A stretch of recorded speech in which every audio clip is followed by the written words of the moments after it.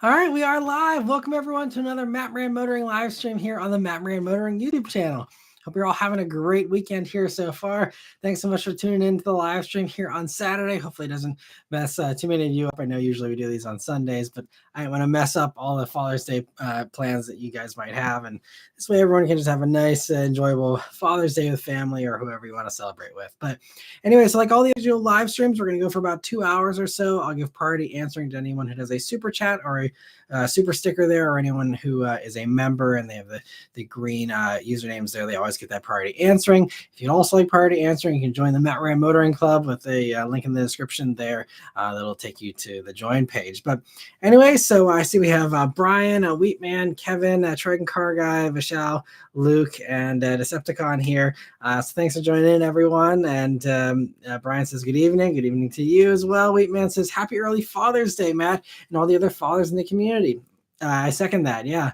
Hope all of you that are fathers have a great Father's Day, and thanks for all that you do. I think fathers are very important, and it's great that we can do that job.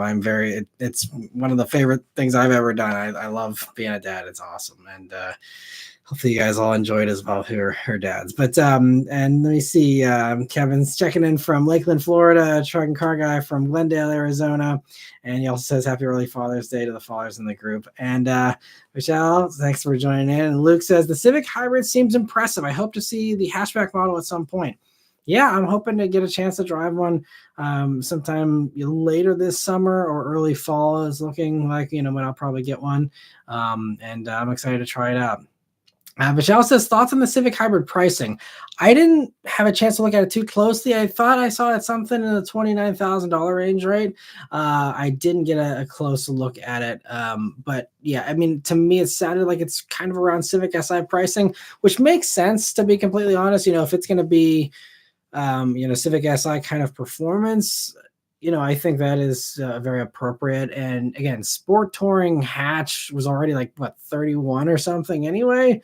So I'm actually pleasantly surprised. I mean, I know it starts at 29. I don't know what a loaded one costs, but it's to me, it seems like it's coming in slightly less than I was expecting or worried it would come in at, honestly. So again, I got to take a closer look at it to actually, have more well-developed thoughts. But that's my first knee-jerk reaction when I saw the headline or whatever.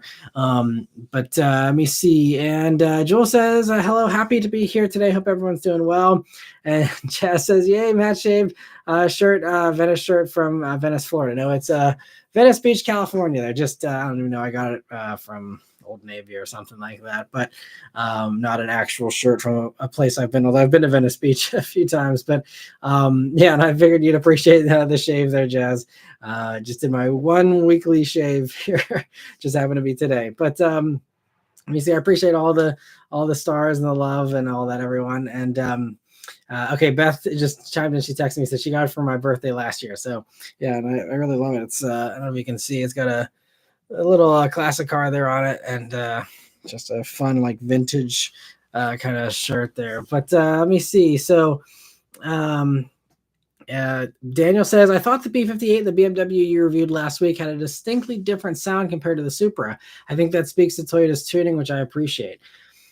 Yeah, to me, it's pretty similar. There is a different tone there, and it's going to naturally just be different because it's a much shorter wheelbase, since the Supra's based on the Z4 there. So, when you have shorter piping, that does affect stuff. And so I think there's some of that as well for sure. Because between Z4 and Supra, I mean, again, I had a quick little drive in a Z4 M35i or M40i, whatever. It was quick, but it sounded pretty much the same. But I still love the Supra sound or whatever. That B58 sound in general is just fantastic. And Luke says, I thought I lost my spare motorcycle key today, but I accidentally threw it away with the packaging for some parts I put on it. That was fun digging through all the trash, man. It sounds like you're not having the best Saturday then. Sorry to hear that, Luke, but glad you're able to find it at least. That's definitely good. And Joel says, what was Ford thinking with the Mustang GTD? I mean, it sounds like it'll be incredible from a performance standpoint. It's just, I guess Ford has the diehard people that paying $325 for a Mustang is not a big deal, especially the numbers they'll build them in. But yeah, I mean, it's a completely different car underneath in so many ways. But yeah, it's just something that I'm not super excited about. I'll probably never drive one anyway, so it doesn't really matter what I think about it. But yeah, not something that gets me super excited. I mean, it'll be cool, I'm sure. I'm sure it'll be a monster in the right hands, but yeah, just a little bit out of the realm of my appreciation, especially since I'm not into motorsports a ton. And Luke says loaded Civic Hybrid is 32.5 from what I saw. Okay.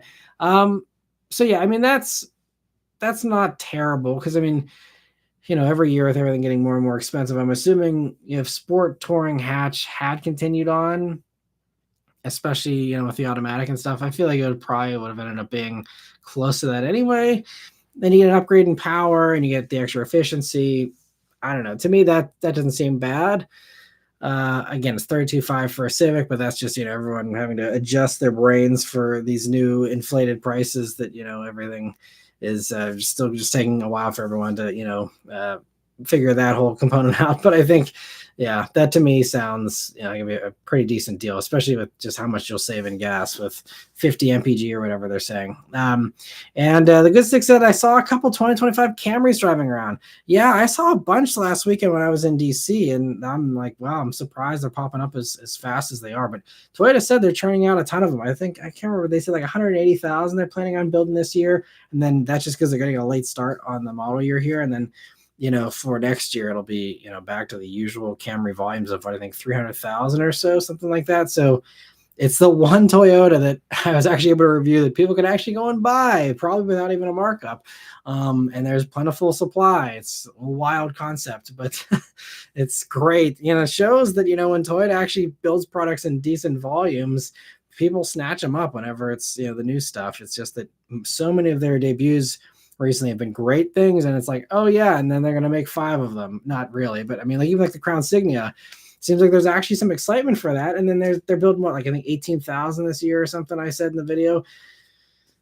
So I think it might actually be less than 18 next year, but it, you know, it's just not a lot. And you know, it's a little unfortunate. I think they have a lot of hype around all these new reveals, Land Cruiser, you know, whatever. And then it's like, you know, they're so hard to get into these things, and yet they got tons of Tundra sitting around and stuff like that. But anyway, Jordan Car Guy says, don't mind me if I disappear for a bit. Apparently ran across a small car meet and they have some nice classics here. Nice. Well, enjoy the car show. That's awesome. Luke said, I saw a Nissan Z Nismo today on Route 22 in Ohio. I don't know who bought that. Yeah, I mean, you know, and I've talked to other car reviewers since my Nismo review, and like other people say, like it's good, it's fine, at least as far as a dynamic standpoint goes. You know, we can all talk and have different opinions about the interior and the value and all that, but you know, at least dynamically, theirs all perform better than mine did, with, you know, mine fishtailing everywhere.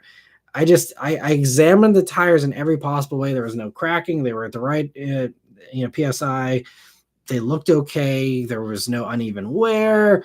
I have no clue, but it must have been the tires that somehow had something weird wrong with them that caused mine to just be an absolute mess. But yeah, I mean, if they all drove the way the one I had drove, yeah, then they would really need to get their head checked if they wanted that, because it really just felt like a car that was trying to kill you almost with just how unstable it was on corner exit. But anyway, Luke says, what fridge did you get? So yeah, last week's conversation was about how we came home from our trip to DC last weekend and discovered that everything in our fridge was, you know, room temperature. So that was annoying. And yeah, so it's been a week for sure. But thankfully, we have a cold fridge once again. We ended up getting a GE.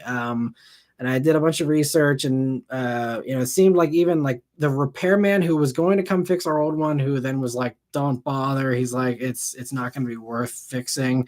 I asked him like, "Well, what would you get?" He's like, "Yeah, probably a GE." You know, I mean, he's like, anything that's not LG or Samsung is probably fine, but he's like, you know, GE is probably one of the better ones.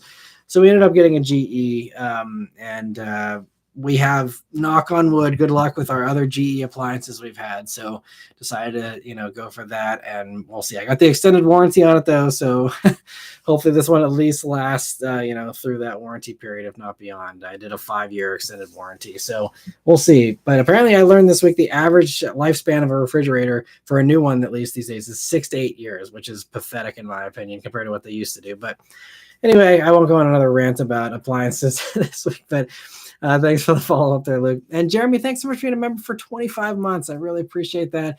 He said, hey, Matt, if you could import any car not sold in the U.S. without the 25-year rule or any other restriction, which one would you get?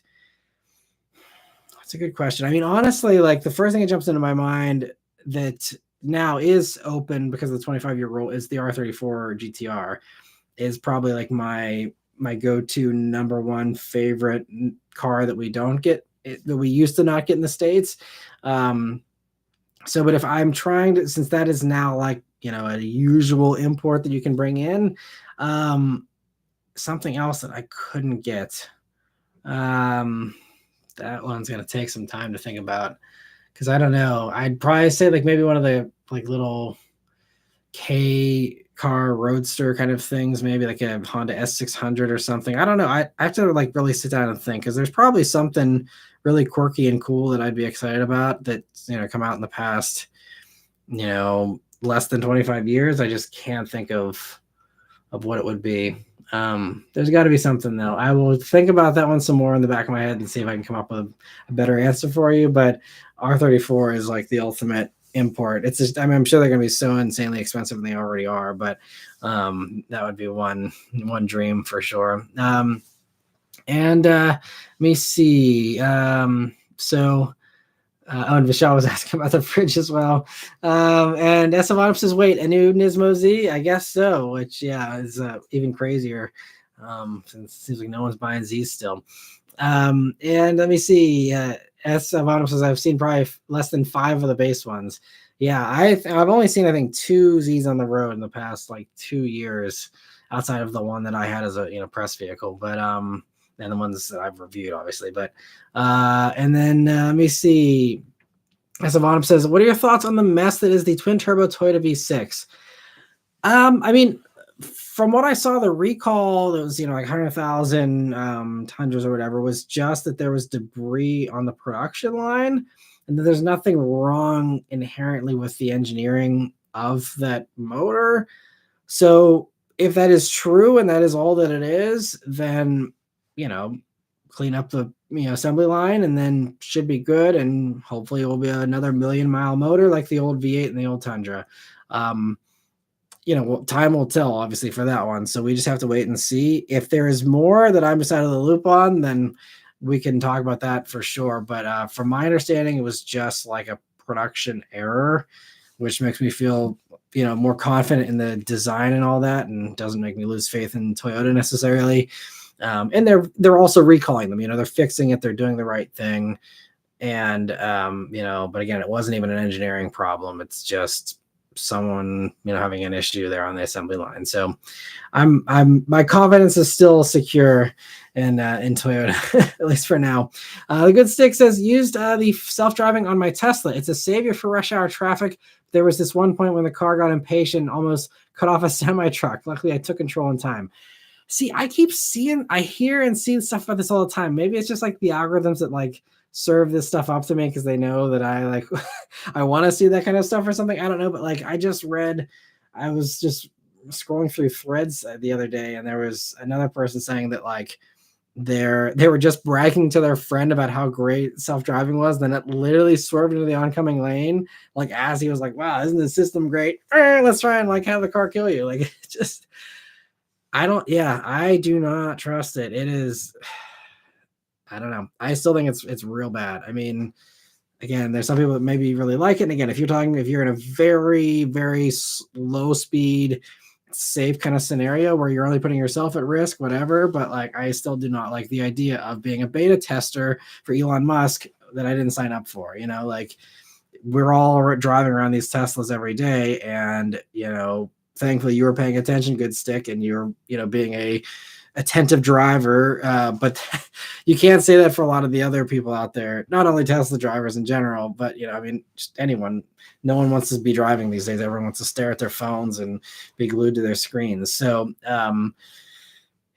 yeah, and we'll see with all these robo-taxi announcements or whatever that are coming, right, at some point. I don't know, but yeah, it's just, I'm glad it didn't end up worse for you with the self-driving thing there. But I just gotta say that that Acadia I reviewed this week, Super Cruise, actual hands-free on 2-lane roads now, rock solid, never freaked me out once in the 2 days of driving, like one afternoon and one morning. It's rock solid. So, but they like, even with the Super Cruise and the Acadia for now, now that it does do it on, regular roads that aren't closed off, it turns it off for intersections, because it's like, we want to be safe. We want to, recognize that there's going to be some unknowns as you're going through an intersection. And instead of having the car try and do all that for you, you take over. So, and it's really smooth. If you get the timing right, it'll like cut off.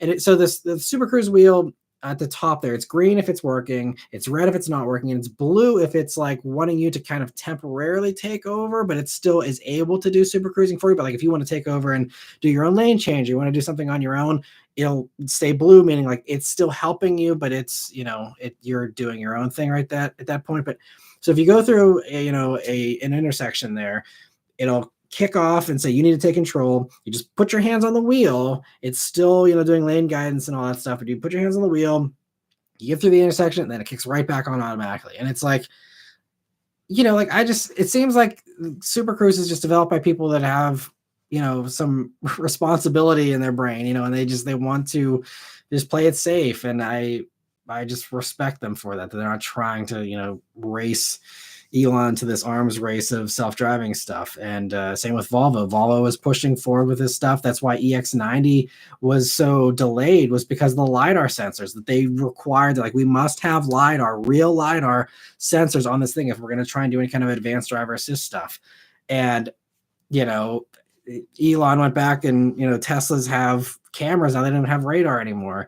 And it's like Volvo's got radar, cameras, and actual LiDAR. And Cadillac uses LiDAR scanning for all these roads and stuff as well. They don't have LiDAR on board, but they, again, are doing it from a very cautious standpoint. I think Volvo wants to take it a little step further. But again, they were like adamant, like, we would rather delay the EX90 a full year just to wait for that LiDAR sensor, instead of just being like, oh, we'll add it in later or whatever. Like, that would be like what other companies would do. But Volvo's like, no, like, if that means we lose out an entire year of sales of the X90 so that we do this right, like, that is quality. That is like safety minded stuff, like real, like making it, even if there's a cost there, that you are putting lives first and foremost before bragging rights, before stock price, whatever, like, it's, to me, that's huge. And so anyway, random unwanted tangent. But anyway, Vishal says, I saw a 92 to 96 gen Camry on the road today. Those cars just don't die.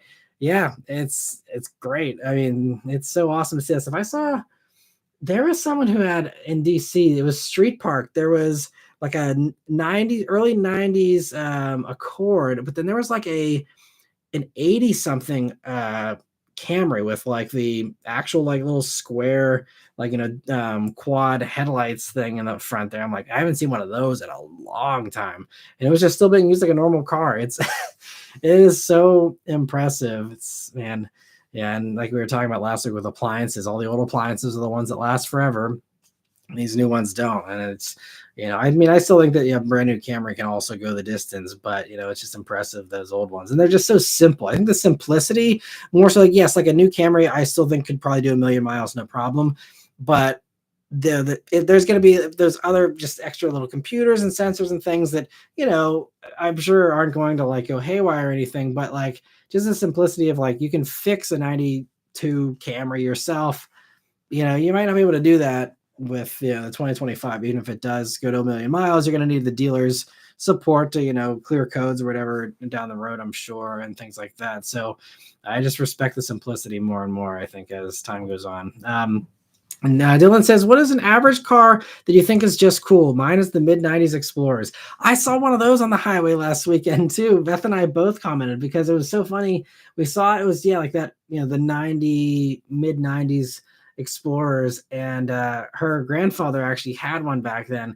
And I also, whenever I was a little kid, one of my teachers had one when I was in elementary school. And I remember thinking like, man, like these are such big SUVs.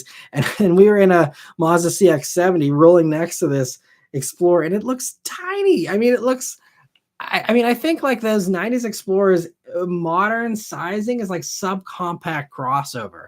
Like it's the size of like a Honda HR-V or something. Like it's crazy how small they look and just how big they used to feel. And it just shows how cars have just ballooned in size. It's wild. But the average car that you think is just cool. You guys got some good questions tonight that I don't have readily available answers for. I don't know. I mean,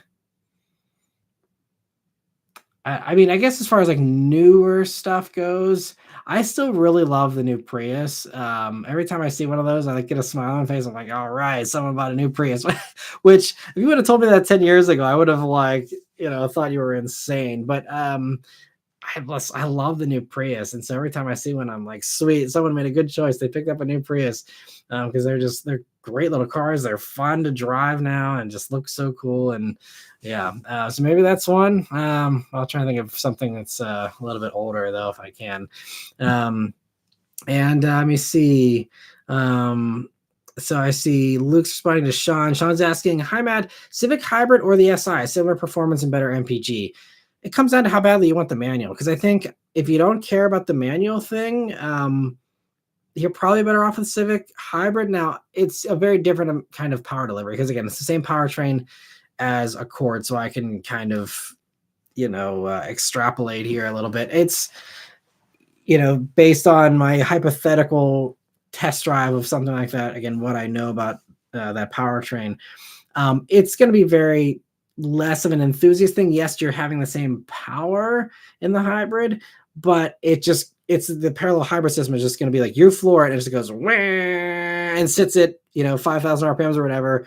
It accelerates. I mean, there's a little bit of a shifting thing now, more so than before, but it still does that same kind of thing where it just kind of holds an RPM. You get your acceleration, but it does it to satisfy your request. And it does it in a quick manner, but it's not this enthusiastic thing, if that makes any sense. It's a very appliance feeling acceleration versus SI, you're revving it out. And it's, and it's also just such a good manual too. So if you aren't opposed to a manual, if, manual is something you're open to, go for the SI just for the manual experience, because it is still one of the best manuals out there. Great rev matching. They lightened the flywheel, which makes it better for rev matching and all that as well. And I still love SI. I actually need to find an excuse to get another one as a press car if they can get another one in the fleet, because I just selfishly want to drive an SI again because I really like them. They seem like really fun vehicles. Civic Hybrid would be great. And again, if you just sit in a lot of traffic where a hybrid's going to be beneficial, especially, or if you're just wanting 200 horsepower in a Civic and you don't want to deal with a manual, I think the hybrid's going to be great. I think it's a great option. So I mean, yeah, it's going to come down to how badly you want the better fuel economy. But if you're just if you are an enthusiast, you want something sporty, I say SI. You're going to still get great fuel economy in an SI. It's, probably going to get you 35 or something, especially if you take it easy. I mean, that's a far cry from the 50 or whatever for the hybrid, but it just comes down to how badly you want the MPG. So there's some subjective things there. I personally would probably still go SI though, unless I test drive the hybrid and something about the tuning has changed that makes me really be, enthralled with it. But I have a hard time believing it'll be more fun than the SI, honestly. Let me see. Mike says, hey, Matt, any word on if 2025 Passport is being shown in studio soon? I don't I haven't heard anything about that, and Honda doesn't invite me to anything anymore, so I'm totally out of the loop unless I talk to my other reviewer friends who tell me what they have coming up next that I'm, not privy to. But I haven't heard anything about that. I'd be sworn to secrecy if I did, though. But I genuinely haven't heard anything about it. So, yeah, I'm assuming that's got to be coming soon. I don't know. Honda doesn't seem like they're in a big hurry about that or Ridgeline or any of that stuff since they kind of gave them these little, minor changes for 2024, but changes nonetheless that I feel like they wouldn't have bothered doing if there was a Passport right around the corner, a new one. So I'm inclined to think it maybe 26 model year, coming out next year for something, but I could be wrong. I have no clue. So we'll have to wait and see. And Good Stick says, do you think Honda should bring back the CRZ? Absolutely. And I think that was another like golden opportunity. Instead of like killing off half these manuals with the Civic Hybrid, like why not engineer a manual? I know that it probably would hurt efficiency, and I know that that it's probably not super easy with this new hybrid powertrain. It probably would be kind of a pain just because there's no real like regular transmission in these new hybrid systems from Honda. It's this thing where I think it hooks up to I think the gas engine drives the wheels only at like highway speeds. So I think if you're over like 55 or 60, then it can potentially connect physically to the wheels. But beyond that, it is just literally being a generator to power the electric, motors there that propel you. So at least that's my understanding of it. So it would be really hard to make it a manual, but it also this is a prime opportunity for someone. I don't care who it is. Toyota can do it, whoever, but everyone's going to be going towards hybrids. This is what, right now everyone really loves and is excited about. And we're going to see this even with plug-in hybrids down the road. And no one's done a manual with any of this stuff. Again, aside from the old CRZ and stuff back in the day. So if someone wants to stand out and say, yes, we're going to a hybridized world at the very least, even if you, don't think that EVs are going to happen or whatever, at the very least, it seems like most stuff's going to be hybridized a lot going forward. And so, someone needs to take the mantle there and run with the baton of a manual hybrid. And, I just hope that someone does that and doesn't just leave it be. I mean, we're seeing all these creative ways of having manual shifting in electric vehicles and stuff like that. And so there's that development in the EV sector, but no one's bothering to do that in the hybrid sector or plug-in hybrid sector, which is a bummer in my opinion, because I think that that's a golden opportunity for someone to really make a mark in the enthusiast segment by being like, yes, you can have your 50 mpg and you can still have a manual and have fun. So I hope that someone does that at some point. Again, I would like to think it would be Honda or Toyota that would do it first, but again, I don't care who does it first. If someone gets the ball rolling, that's all I care about. So hopefully someone does that. I don't know. But I'd love to see a new CRZ. Luke says, my brother's in Denver, Colorado on vacation, and he's pissed his 2024 Nissan Altima base rental car doesn't have Android Auto. I feel for him. That's weird. I thought it was standard at this point. Yeah, I was almost entirely certain that it was standard in basically everything these days, including base models. That is surprising. I would double check. I'm assuming he's already Googled that and stuff. Maybe there's something that they're missing, because I am pretty sure, even in my Ultima review, that I said that Android Auto and Apple CarPlay are standard. So, yeah, I don't know. There might be something they're missing there, unless it's some weird rental spec that's really stripped down or something. I don't know. That's interesting. Luke says to add, he hates how the CVT drives. It's his first time driving a CVT. Interesting. Yeah, I mean, I guess if it's your first time, it's an adjustment. But I mean, if he had driven older CVTs, he'd really be in a bad mood, because honestly, I think Nissan's newest CVT here in the 24s, and even I think it's the past couple of years here, it does mimic an automatic pretty well, better than a lot of others. It's way less slushy than Subaru's CVT. So to me, I don't know.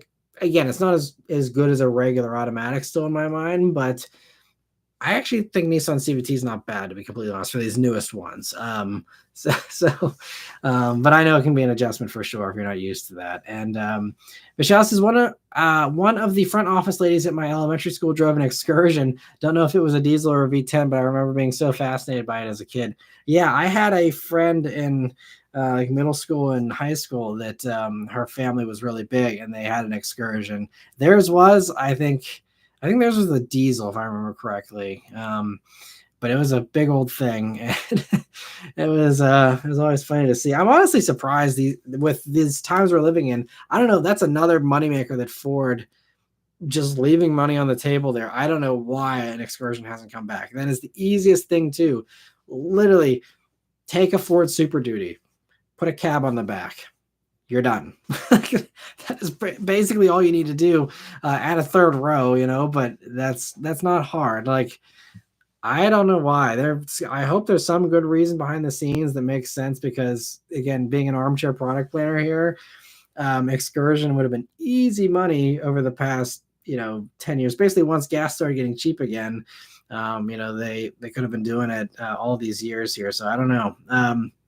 And Linda said, just checking in. I'll try to be back later. I like the new Prius also for now. I'll keep my 2017 Mustang EcoBoost. Hopefully it will continue to be a good car. Yeah, I hope so. And I hope you're still enjoying it, Linda. And thanks for stopping by. And Joel says, Matt, did you hear that Accord sales have fallen compared to the previous gen? Do you think that may be because of production ramp up or what? I hadn't heard that. From what I heard, I mean, this is probably going back to last year. I mean, last year seemed to be pretty good for Accord sales. And I was like, well, this makes sense because it's, softer, it's more comfortable, it's more luxurious. It's a more middle of the road kind of design that I think is actually really nice. And so, I don't know. If we were talking like this past month sales, I'd say maybe new Camry starting to eat into Accord's momentum a little bit. And, everyone's been waiting for a new Camry is now going for that. And that may be part of it. But if we're talking, before the first quarter of the year, if we're talking first quarter of the year here, before Camry was online, then I don't know why Accord would be struggling. It seems like Honda and Acura in general, their sales numbers, they try and spin them to make them seem like they're doing better than they are. But like, you look at the actual percentages and like, they are definitely not having a good sales year. I'm not sure what it is, but it shouldn't be production ramp up. I think production is pretty much in full swing and has been for a while now. Inventory, I believe, is pretty plentiful. So I'm not sure, unless it's just Honda dealers being toughies right now with, pricing. But I feel like they should be coming off of, the markups or even sticker pricing kind of stuff. But maybe there's some of that. I mean, Sonata also looks fantastic, and that has been, on sale for most of this year as well. So maybe Accord had an easier time last year when none of those were fresh, and now we got fresh Sonata, fresh Camry now, which is going to probably make things even worse for Accord. And then you got, the slightly refreshed K5 also coming here this summer, I believe. So I mean, it could be all those types of things. But I mean, Accord also, I don't think the story's, even if it is falling in sales, I think, we have Malibu dropping out soon. And, when that happens, I mean, they still sell a ton of those. And even, that might help some of the other companies better because Honda doesn't like selling to rental fleets. So maybe because I think a lot of the Malibu sales are rental fleets. I mean, they sold still 130,000 Malibus last year.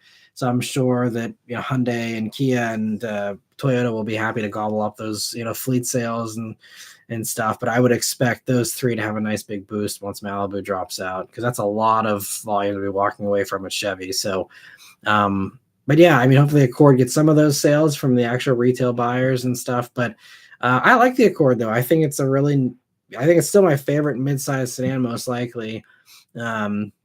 I mean, again, new Camry is really good. I'm going to be getting in the new Sonata Hybrid later this summer, to see what that's like. I mean, there's a lot of good options in that segment, though, honestly. So maybe Accord just isn't as distinctive enough as it needs to be to compete this year. We'll see. But I don't have a good idea as to why that is.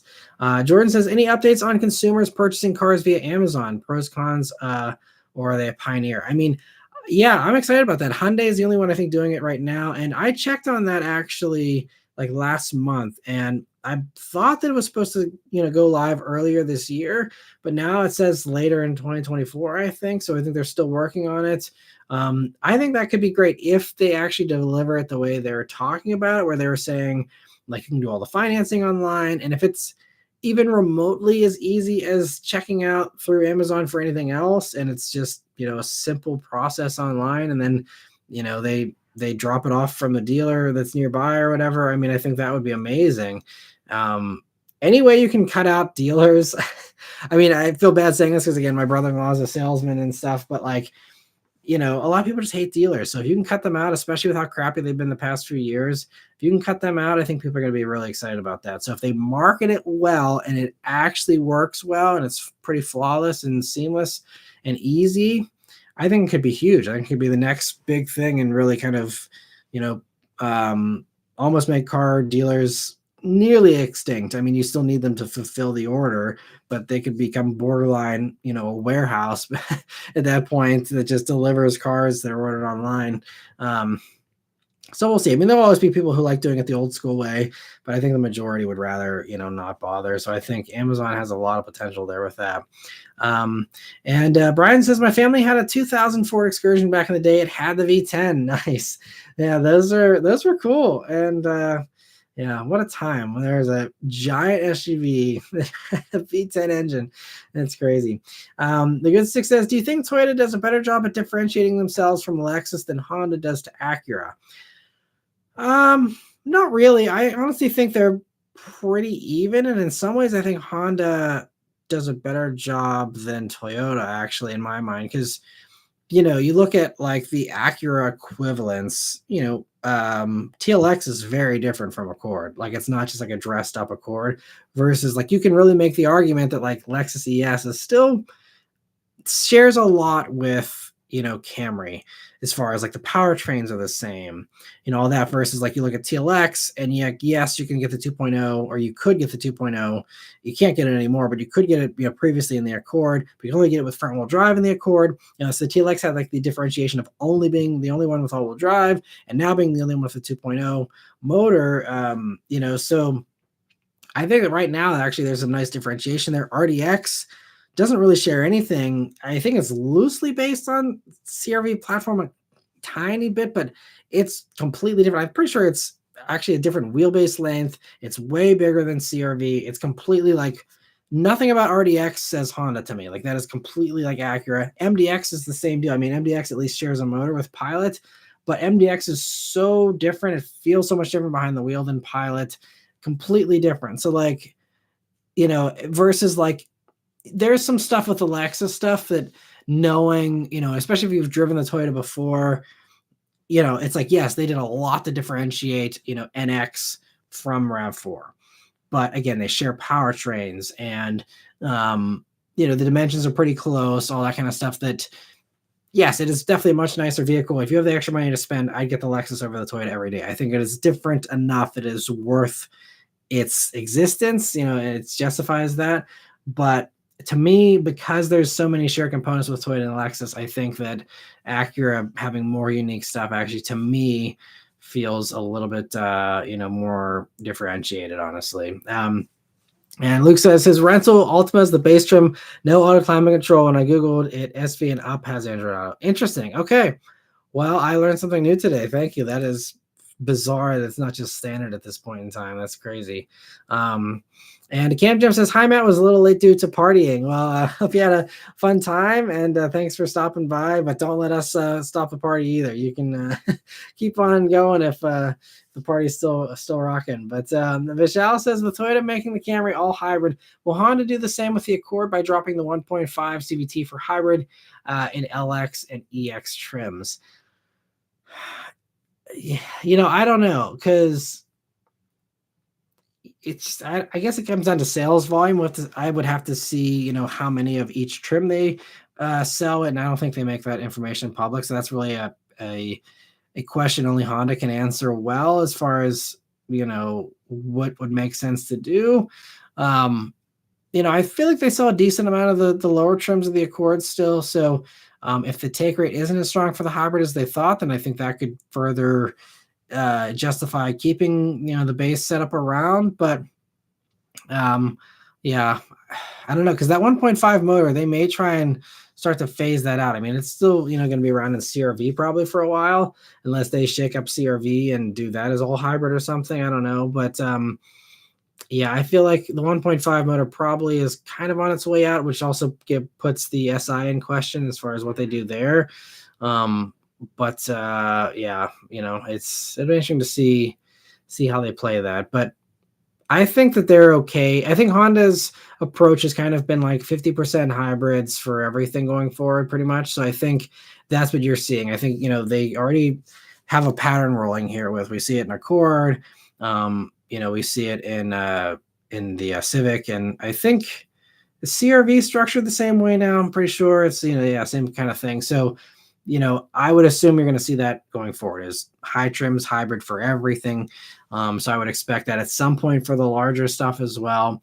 I think next up is going to be HRV to kind of do the same deal, and then, go from there.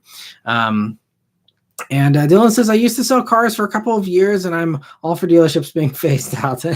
Yeah, it's a shame that it has, the experience has degraded to the point that it has, but it's just, I feel like it's just not a good experience for some people. I mean, thankfully I've had good experiences, even without, like, again, with the Mach-E, like they didn't, know who I was. I wasn't like, oh, like, I'm going to leave a bad review if this experience isn't good or anything. Like, I just walked in, like, I'm buying a Mach-E. I mean, we ordered it online and stuff, but like, there was no like heads up about any of that stuff. So that was like a secret shopper kind of thing, versus the Bullet, they obviously knew who I was and made sure they rolled out the red carpet and all that, for that. And also Ford kind of, since they put that order in as a VIP thing and all that. But yeah, I mean, even back in the day, I mean, this is a while back with the other Mustangs, they were always pretty good experiences, but it just, I hear so many horror stories these days. It just, I completely understand the hate for dealers by a lot of people. And Jordan says,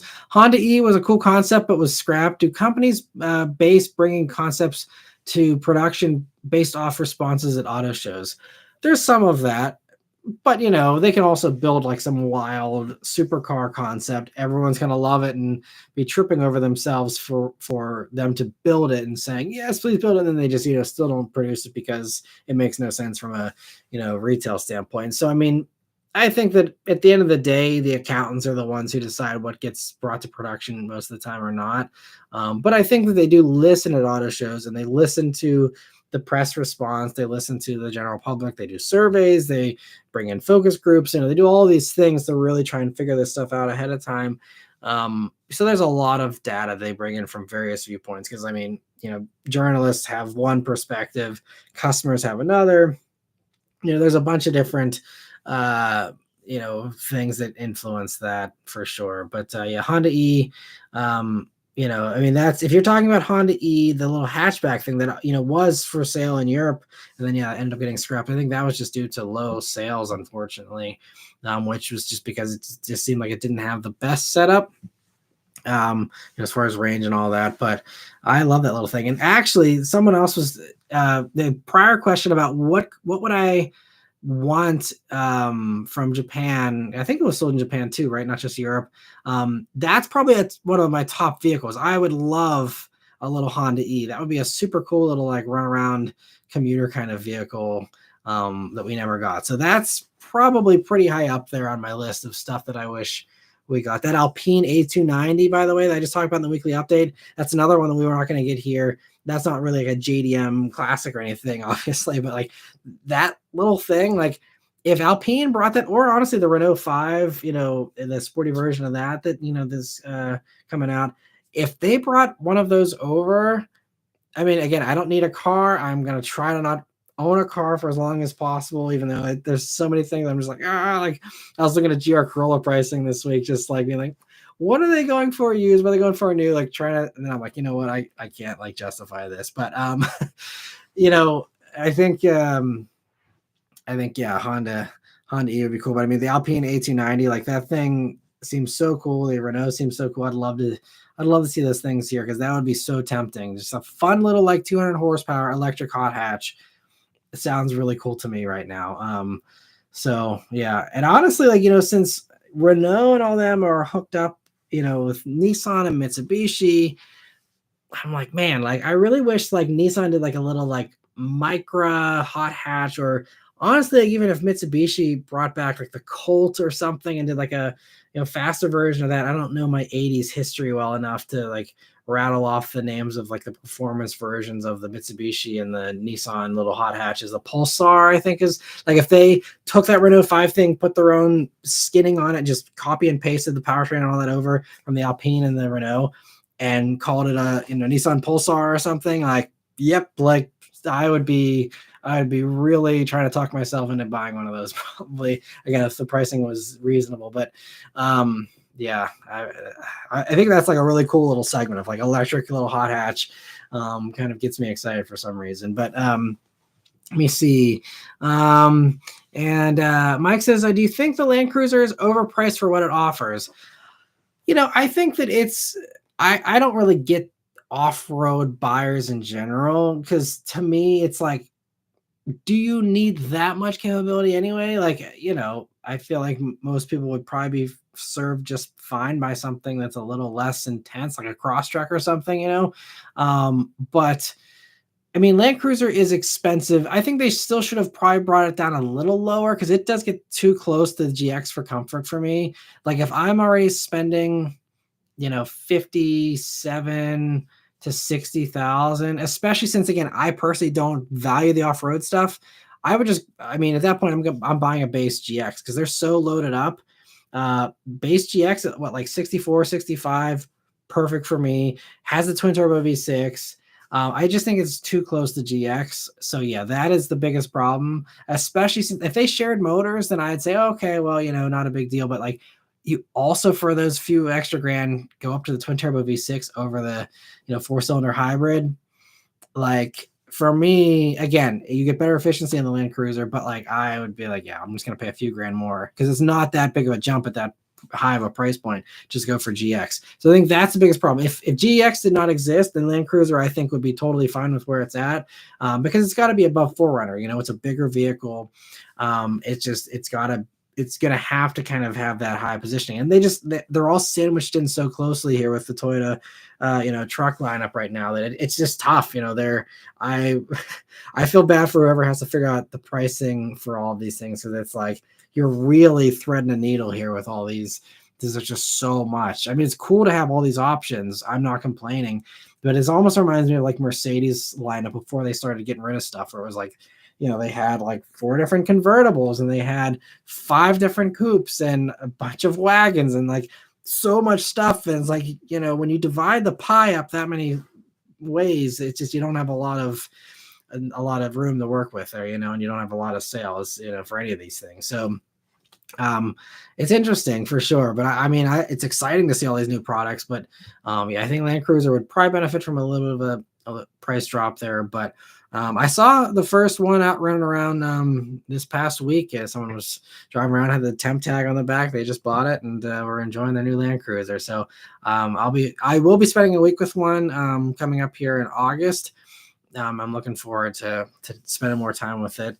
And yeah, because I really like it. I think they're super cool. The one they're sending me is actually the 1958 edition, which is like, the bare bones, like cloth seats that are the very 90s vibe interior, which I'm actually like in love with. So I'm excited for that. But I can see some people hopping in that and being like, this is a lot for 55, 57 grand or whatever. Good Stick says, what happened to the Audi A8? I don't see any on the road and hear nothing of the car. Yeah, they're pretty rare for sure. I think, they don't make a ton of volume for any of that kind of stuff anyway. And S-Class is always going to be the clear leader no matter what. I honestly, like, I don't even see any 7 Series on the road of these new ones either, honestly. So, like, I think A8's just the same kind of deal. I mean, A8s have always been super impressive. I haven't driven the new one. But I rode in the new one.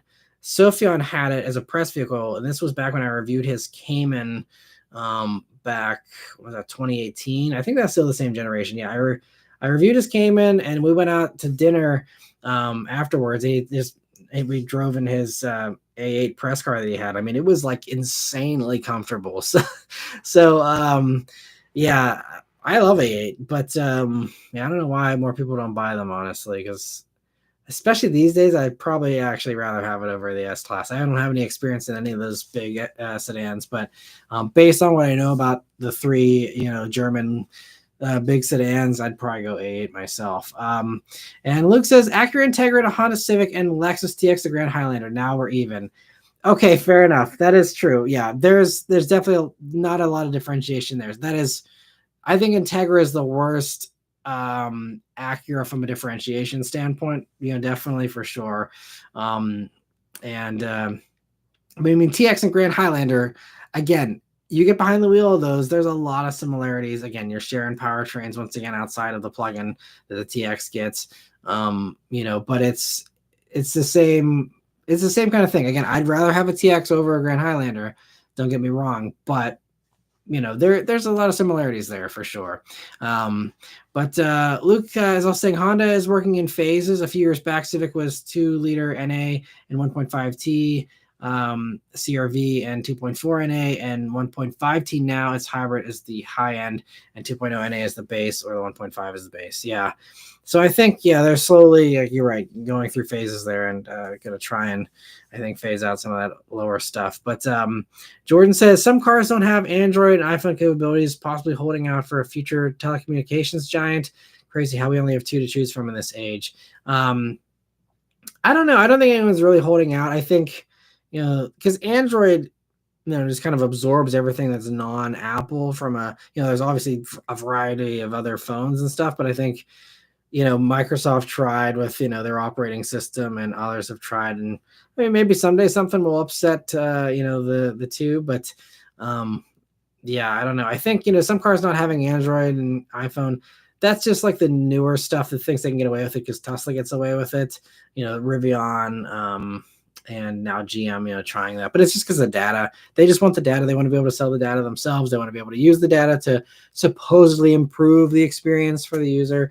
And all that, but they want to drive the subscriptions based thing of, having you have to stream for this, that, or the other to, have these communication capabilities that, you might be able to enable through an iPhone or an Android, So, I think it's really just, it's a data play.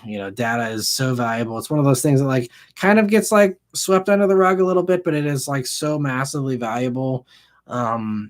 And it's just something everyone's trying to get for free, even though it's very valuable, but like no one wants to actually like pay us for our data really, even though they should. And so it's just this whole thing behind the scenes of like trying to like juggle, like they don't want to hurt sales, but like GM is doing this experiment in real time now of like, okay, like let's try, trying to wean people off of CarPlay and Android Auto and see if we can actually get away with this.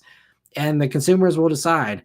I think it's also a perfect setup because we have Ultium SUVs from Honda and Acura that are right there, very similar as far as pricing and stuff to the Chevy offerings, to be like, okay, well, one has CarPlay, one doesn't. And if Prologue, ends up doing better, that might send a message to GM like, hey, wait a minute, like maybe, if the after sales surveys suggest I bought this because it had a CarPlay or something, that could really be what causes GM to maybe give up that fight. But I think that honestly, in the end, car companies have been very happy to give crappy experiences because they wanted to have control for whatever reason. It took how many years for all the German companies to finally give up their controllers and just go for touchscreens when everyone had been saying for years all they wanted was a touchscreen, and they finally came around into touchscreens. Mazda, forcing everyone to use a controller forever and ever, and still to this day, at least smartphone integration is touch now in the Mazda, but as far as the rest of the UI, you got to use the controller wheel still because they think it is best. Like car companies have a habit of being like, I want to tell the customer what they should actually be doing instead of listening to what the customer actually just wants.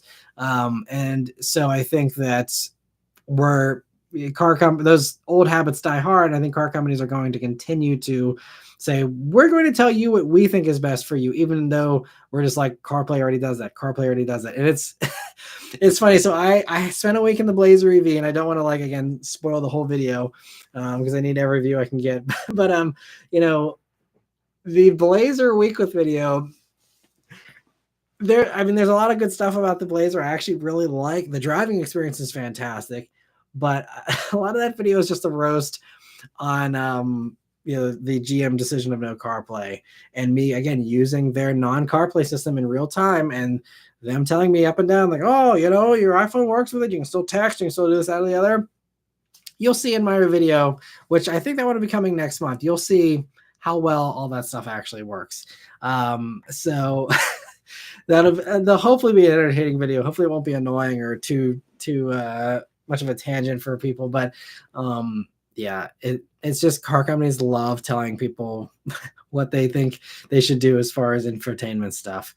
And as you see from all the infotainment crap that's been out there for the past 25 years, most of it doesn't age very well. Most of it is actually, was never really that great, honestly. And then we finally have something that just works with CarPlay and Android Auto, and then they try and wrestle it out of our hands. It's crazy. Anyway, moving on from the tangents here. Jules says, follow up to Accord sales questions. Sales numbers for March 23, 16,560. March of 24, 15,785. April of last year, 19. April of this year, 12. May was 20, and May this year is 13. So that is a nice, or I guess not a nice, but that is a significant drop off. And I think there's also, it's going to take, I think, the rest of this year to really figure out, there's also the early adopter stuff of, people that have been clamoring for a new Accord.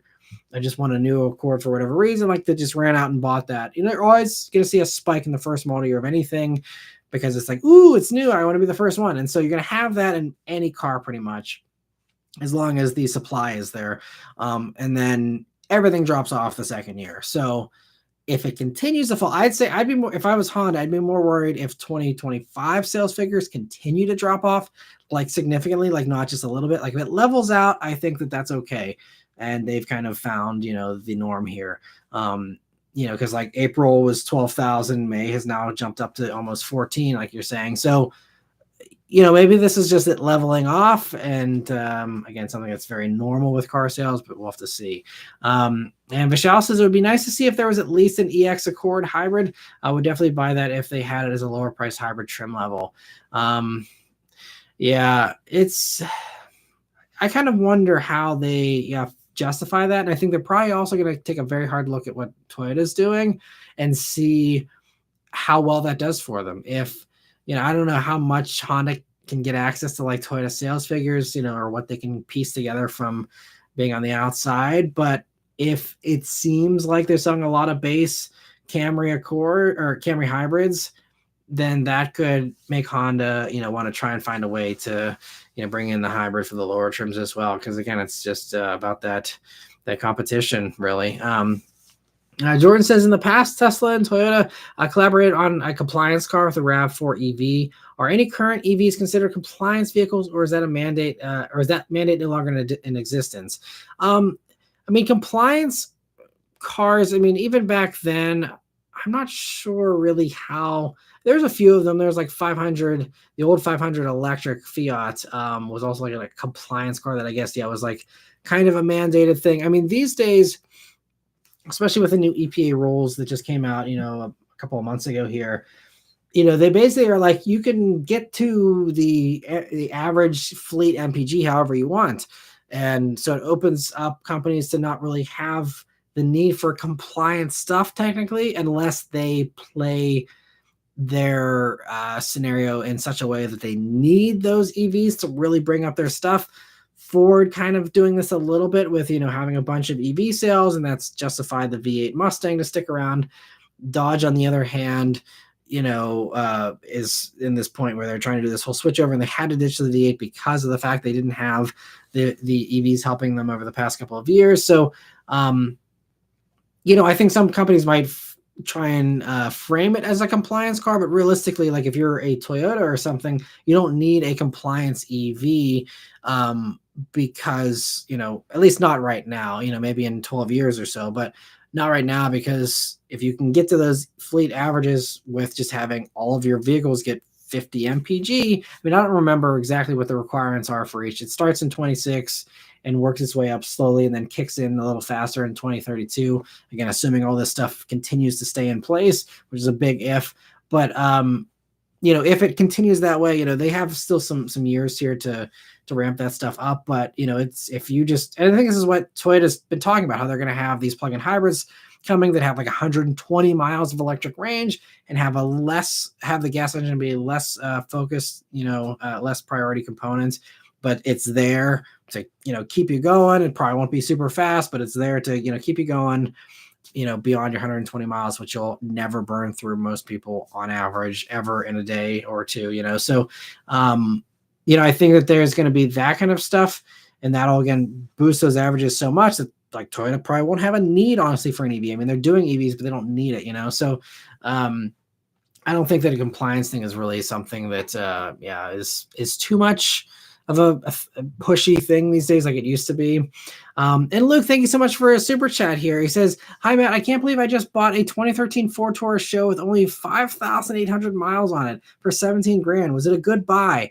It comes down to I mean, I guess obviously you like the SHO because you bought it. I wasn't in love with the SHO. As an enthusiast, it just to me is a pretty soft handler. It's more so a straight line, punchy kind of thing. And so, in that context, if you just want a comfy cruiser that also has a bunch of power, I think it's good for that. I wouldn't consider it a sports sedan or anything like the old SHOs used to be. But 5,800 miles on it, that is impressive. I'm curious what you plan to do, whether you're going to like kind of preserve the low mileage thing, or if you're just going to treat it like a brand new SHO and just rack the miles up on it. I mean, either way is cool. But 17 grand, I have no clue what pricing is like for SHOs with average mileage on them. So I'm not sure if the pricing was good or not. I'd have to go and look up some values and stuff to see. But yeah, that's cool. Congrats on the new SHO though, and hope you enjoy it and hope it treats you well. That's definitely a rare find. Might be the lowest one in the industry or in the market, I guess. And thanks again, Luke, for the super chat there. And getting back to the other member questions here. So Vishal says, "I've seen a few Land Cruisers around. Two of them were the round headlight ones. Pretty cool vehicle. Nice.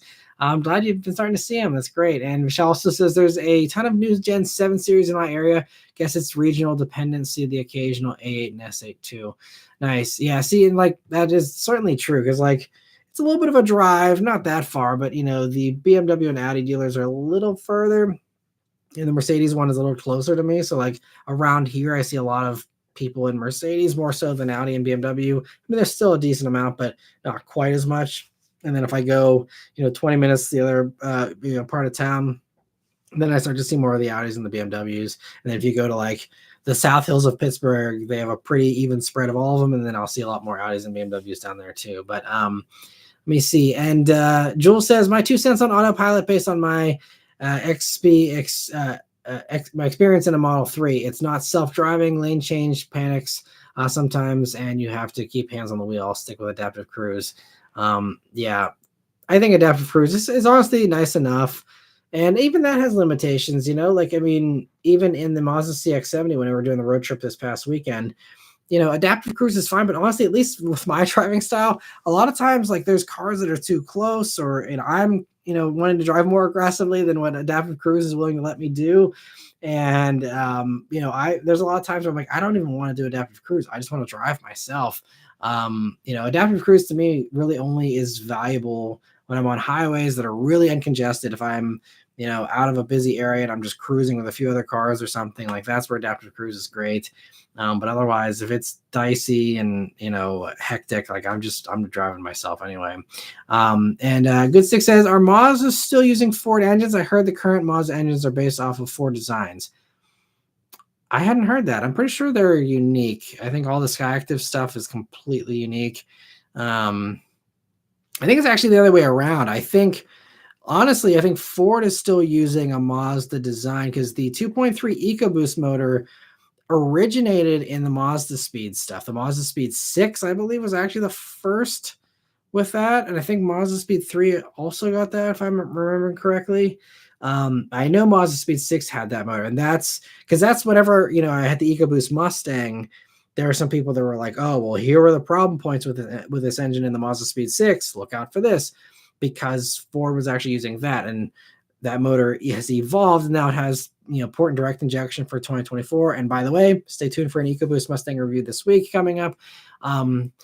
But that motor, I'm pretty sure, is still like basically a Mazda design at its core that has been, switched up. Maybe Ford gave it to Mazda first way back when. I don't know how far back that motor goes, honestly, but I'm pretty sure that, it's kind of the other way around. I don't think any of the, definitely the brand new Mazda stuff isn't. The 2.5 turbo, there's nothing, Ford doesn't have a 2.5 turbo. So definitely not that one. And even the 2-liter naturally aspirated thing is, I'm pretty sure, pretty different. I don't think it shares anything with the Ford stuff. Yeah, I'm pretty sure there's no shared stuff anymore. I think it's been that way for well over a decade at this point. I could be wrong. I'm not an expert on that stuff, but yeah, the only Mazda Ford thing that I think that still is around is the EcoBoost motor, I'm pretty sure. Let me see. And I see Nas saying that Mazda and Ford broke up around 2010. Yeah, so I think they cut ties pretty clearly around then as far as sharing components and stuff, from my understanding. Mike says, Matt, do you think a new gas Blazer will come soon since the Traverse just got updated? No, they said that gas Blazer is going away. That will eventually drop out and you will just have Blazer EV, I'm pretty sure. So I think what you see with gas Blazer is all we're going to get, and then that's the end of that. And I think, if I remember correctly, I don't know if it's probably not official. Maybe it was a rumor or report. I remember reporting on sometime in the last 6 months or so that I believe this could be the last year of Blazer production. I don't think they've announced that, but I thought Blazer gas was on its way out. That was kind of my impression. I could be completely off with that, though. I don't know. I'd have to go back and Google that and figure that out. But I thought that was the case. Because, they got Equinox, they got, Traverse. So, they have other gas stuff. And maybe I'm wrong, but I was under the impression that that's going away. Equinox and Equinox EV will still be sold alongside each other for a long while. Because, Equinox is just such a big seller, but I think Blazer is less so. So I think that's the case. I could be wrong. But anyway, FRA Productions, thank you so much for joining. It says, howdy, y'all. Hope you're doing well, and thanks for stopping by. Cam Jam says, the new Civic Hybrid seems amazing. Quick and good fuel economy. I know the price is close to the Camry, but the Honda's driving dynamics along with the 11th gen Civic refinement wins me over. I love this current gen Civic. It's fantastic. And I'm excited to try it out for sure. It seems like a really good combo. Pricing isn't bad, though, honestly, because you look at, what Priuses go for, and Prius now has less horsepower, less space, I'd argue, as well. The Prius has, because if we're talking Civic hatch, especially for the hybrid, I think it kind of, puts Prius on notice, pretty well, because, the only thing the Prius has going for it is the option of all-wheel drive. Outside of that, you have more horsepower in the Civic for more space, all for less money. So I think that's really, if I were Honda, I'd really be playing it up against the Prius, because they sell a lot of Priuses. And, I think, especially it's kind of hard to still get a Prius, I'm pretty sure too. So if there's plentiful supply of the Civic hybrids and you can say, hey, look, you having trouble getting a Prius, this could be better in a lot of ways anyway. I think that could kind of be a cool angle for that. I'd still argue that Prius has better styling, but I think Civic is a very compelling, in the right context. Let's see. Jazz is sorry, I lost my spot here. He said, Matt, how do you think the new Chinese Nautilus will do from Lincoln? Sales, reliability, other. Funny you should mention the Nautilus. I currently have one in the driveway. That's one of the vehicles I'm testing this week. And I always want to just say everything that's on my mind about these things, but I don't want to spoil every video. So definitely watch the videos for all the extra info, but I'm super impressed with Nautilus, way more than I thought I was going to be. And again, it's a Lincoln luxury SUV. So, it's probably putting many of you to sleep just hearing me talk about it at all, but it's really good for what it is supposed to be, a luxury SUV. There's one thing I'll say, just slight spoiler to the video. It is the most like 80s and 90s feeling luxury car, and I mean this is a compliment, that I've ever driven. Like, it is the floatiest ride in this Nautilus. Like, I'll go over little bumps that never on these roads have I ever had such a floaty ride. Like, I'm like bobbing. It's like going up and down like this. It almost feels like it has like blown struts or something. Like, and again, I'm saying this as a compliment. It's just like it's wild. Like, they really went like rolling sofa with Nautilus, and I think it is brilliant as a result, because again, not everything needs to be a sports car, and I think Cadillac sometimes gets a little too sporty for their own good, and especially for this mass market, consumer stuff. Like, I don't know, I think Nautilus is amazing. Again, spoiler alert there, but stay tuned for all of the hilarious details, because there's more to it. There's some downsides to Nautilus as well. And I'm sure, again, the stigma of it being a Chinese built vehicle might be part of that as well. But as far as sales seem to be pretty good. I've been seeing a few of them pop up already. Reliability, I'm not concerned about reliability, because it's the 2.0. It's a 2.0 turbo motor, but I believe it's still that same basic Ford powertrain that they've used forever, and then the hybrid system that Ford's used forever. And Ford knows how to make a reliable hybrid. Look at all of the Ford Escape taxis that are all over New York City and San Francisco and stuff, that all have hundreds and hundreds of thousands of miles without issue. It's like they're using like 2-gen old Escapes still in San Francisco, I think, that are like, or it's actually like the 1st and 2nd gen Escapes are still on the road with like 800,000 miles on some of these things, and they're still working. I read an article about that, I think last year or something. So I have actually very high confidence in Ford's hybrid systems. And so I have no doubts that Nautilus will actually be really reliable from a mechanical standpoint. Now, all the other automated stuff, who knows if the massaging seats will work in 10 years or whatever. But like, as far as the mechanical stuff, I'm pretty confident that'll be pretty solid. So yeah, I won't say more, because I don't want to spoil the video, but Nautilus is very good. I was so shocked this week. I was like, oh yeah, I'll try it out, see, whatever. And then I was like, wow, like, this is way better than I thought it was going to be. Jordan saying there's a resurgence of vinyl, CD, and cassette sales. It would be cool to have a CD tape player in a new vehicle. It would also justify more physical buttons in new vehicles. Yes, I would love that. I mean, I'm a nostalgic person, so I mean, anything that's nostalgia based, I'm usually in support of, at least as far as technology and car stuff goes. But so yeah, it'd be cool to see. I mean, vinyl, if you know your history, car companies back in the like 50s tried, and even I think in the 60s tried some record players in cars. It's not a very good idea, just because the nature of vinyl, you can't be going over bumps, because it's just the needle's gonna skip off the vinyl there. So that's probably not going to happen. But as far as obviously CDs, it'd be great. And actually, it's so stupid, but I miss the days of like going over a pothole and my CD skipping in my car. I don't know if you guys are old enough to remember that, but that was fun. Tapes would be cool too, but yeah, I don't think it would have to be way more mainstream for that to ever be popular. Although I kind of wonder, I don't know what the aftermarket stereo scene is like anymore, but the cars that do have like single DIN or double DIN units where you can swap stuff out, which is pretty rare these days, but I wonder if some of those, if there's new companies making like brand new cassette decks, and like I think Porsche is. I think there's like a new Porsche head unit with a tape deck in it, but that's again just a retrofit for old Porsches. But yeah, that'd be cool. I mean, I don't think that would ever happen, honestly, but I would be fully in support of it if it did. And I see Brilliant is asking, is this comment visible? It is. I can't see your comments. It's just that I give priority answering to the member questions. And then if I have some extra time here towards the end, I try and get some of the non-member questions in as well. But I always have to give that priority answering to those members with the green usernames there. And Mike says, do you think Dodge/Stellantis would possibly bring back the V8 Hellcat if the election goes a certain way and regulations get relaxed? I don't think so. Because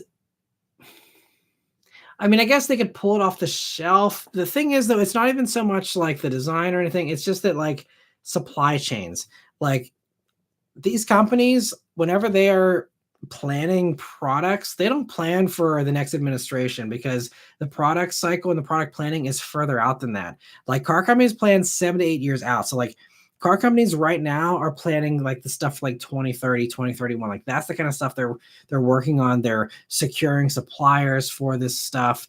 Like those are the types of things that are being worked on. And so they like car companies, at least most car companies, I mean, they can react to administrations a little bit, and they can hope, like if they're lobbying in a certain direction, they can hope that those lobbying efforts will work out, and they can kind of have a contingency plan around that potentially. But it doesn't work like that. Like if Trump gets elected, I do not want to talk about politics, but if he gets elected in November and he completely throws out the EPA and says everyone go and roll coal and do whatever you want, like if that's what ends up happening, like again, car companies will say, okay, cool, like that takes the pressure off of the companies that don't want to innovate. But again, if you want to ramp up, if you want to say, oh yeah, let's put the Hellcat motor back into production, you gotta then say, okay, can we get the suppliers to go back online? Those suppliers are probably they don't just like evaporate. Like those suppliers that built the Hellcat motors are now going to probably have a new contract to build, I'm assuming, the Hurricane motors or something like that. Like they're not supposed to be like, okay, we're done building engines, let's close up shop. Like they're probably transitioning. So like they already are probably fully building the Hurricane motor for the new Charger, for the Rams and all that stuff. So then it's like, okay, well, the person who used to build the Hellcat motor can't build it because they don't have any more room in their factory. They're building Hurricane stuff. Even if they stop Hurricane production tomorrow, you got to call up the people that build the pistons. It's all this group effort that all comes together. That's not just the place that assembles the motor, but the places that make all the other parts for them. And it's a big long thing, and those types of things don't happen that quickly. And this is what we learned this lesson with COVID, with the supply chains. Like we had lockdowns and the super strict stuff for a very short period of time, relatively speaking, over the past few years here. There's just a little window of time, but then look at how that rippled through for multiple years. And, we're now finally, I'd say, on the other side of the supply crunches for the most part, but it took multiple years to do that. So, look at what happened in 2020, and we were still having supply issues in 2023. So, apply that here. If November of 2024, they say, woohoo, like let's all like have 5 MPG engines again, which is not going to happen anyway. But even if it did, then you're talking, okay, let's have this ripple effect of 3 years to try and get these suppliers back online, if they even want to go back online with that stuff, and assuming everything is in line for all that stuff. Like, by the time that would maybe start coming online, we're talking the last year of a Trump presidency or whatever. And yes, sure, maybe they would continue with people that don't care about emissions regulations for the rest of time. I have no clue, but like that's a big gamble. And and again, like I've said many times before too, this transition to EVs and stuff is not a US transition. We're actually doing it a lot slower than everybody else is for the most part. This is a global thing. And most of these car companies are global companies that cannot afford to be isolationists that can just pretend like nothing else exists in the world outside of America. Like they have to have global platforms. They have to have global powertrains. Obviously there's differences, there's a bunch of diesels still in Europe and stuff, but like there's a lot of shared stuff, and, they can't justify, gas guzzlers. If you have existing stuff like Mercedes potentially, might keep the V8s around longer in the US versus other places. If you have existing stuff, you have existing suppliers that are currently still building these things, and you can, make sure you allocate that production there ahead of time and plan for that. That's one thing. But stuff that has been dead to then resurrect is really hard, I think, on probably nearly impossible from a supply chain standpoint. So again, long-winded answer, I apologize, but I don't think that's going to happen. Even if, again, EPA gets thrown out or something in November, that's really not going to change that much. Because again, what is it? 17 states that still follow California. And even if, Trump tried to limit California, like California is still going to do what California is going to do. And the states that want to follow California are still going to want to follow California, assuming they stay, blue or whatever the case is. So like, there's talks that, things could change. But as we've seen with politics in a lot of ways, there's talk that things will change and a lot of promises that get made for both sides. But how many of those things actually happen?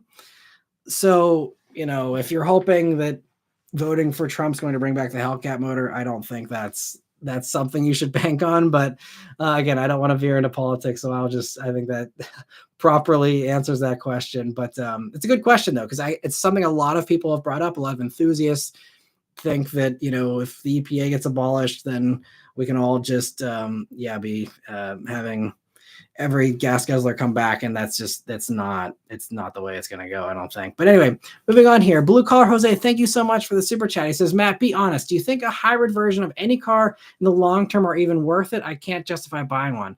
Hybrids are great. It really comes down to how much you drive though. If you are and where you drive, if you do nonstop highway driving, hybrid probably is not going to benefit you that much over a regular efficient gas motor that's, equivalent power and all that.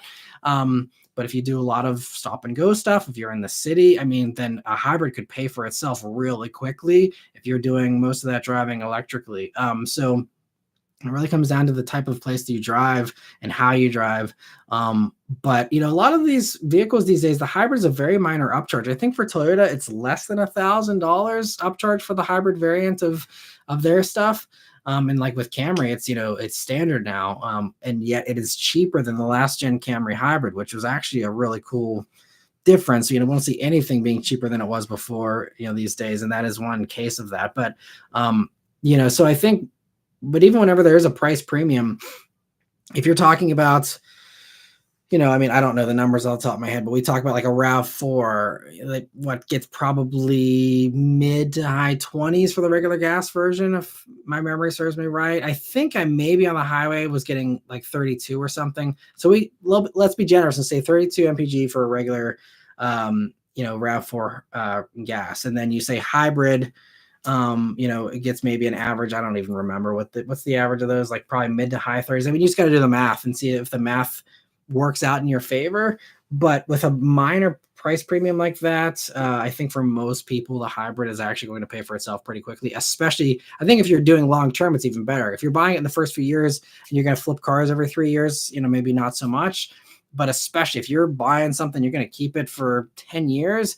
Oh yeah, the amount of gas savings over all that time, especially if you drive a lot and you do stop and go stuff, hybrid's going to pay for itself really quickly, and then it's all gravy after that. So I think hybrids are great. I think it's kind of, these days, again, I love, enthusiast vehicles and all that, but I think that for the average commuter vehicle, it's silly for it to not be a hybrid. Like I think that's gonna be one of those things in the future we look back on it and we'll be like, why were gas engines running when you were stopped? Why were gas engines running whenever you weren't actively accelerating? Like, it really doesn't honestly make sense, aside from just the fact we didn't have the technology, or they didn't want to do it until the hybrids came to be. But like, if you're not using the engine, like, you turn it off. It's like, if you're not using the water out of your faucet, you turn it off. Like, it's one of those kinds of things. Like, so I don't know. I think hybrids make a ton of sense. And I think absolutely I would rather have a hybrid version of pretty much anything. There's very few vehicles where it's a much worse experience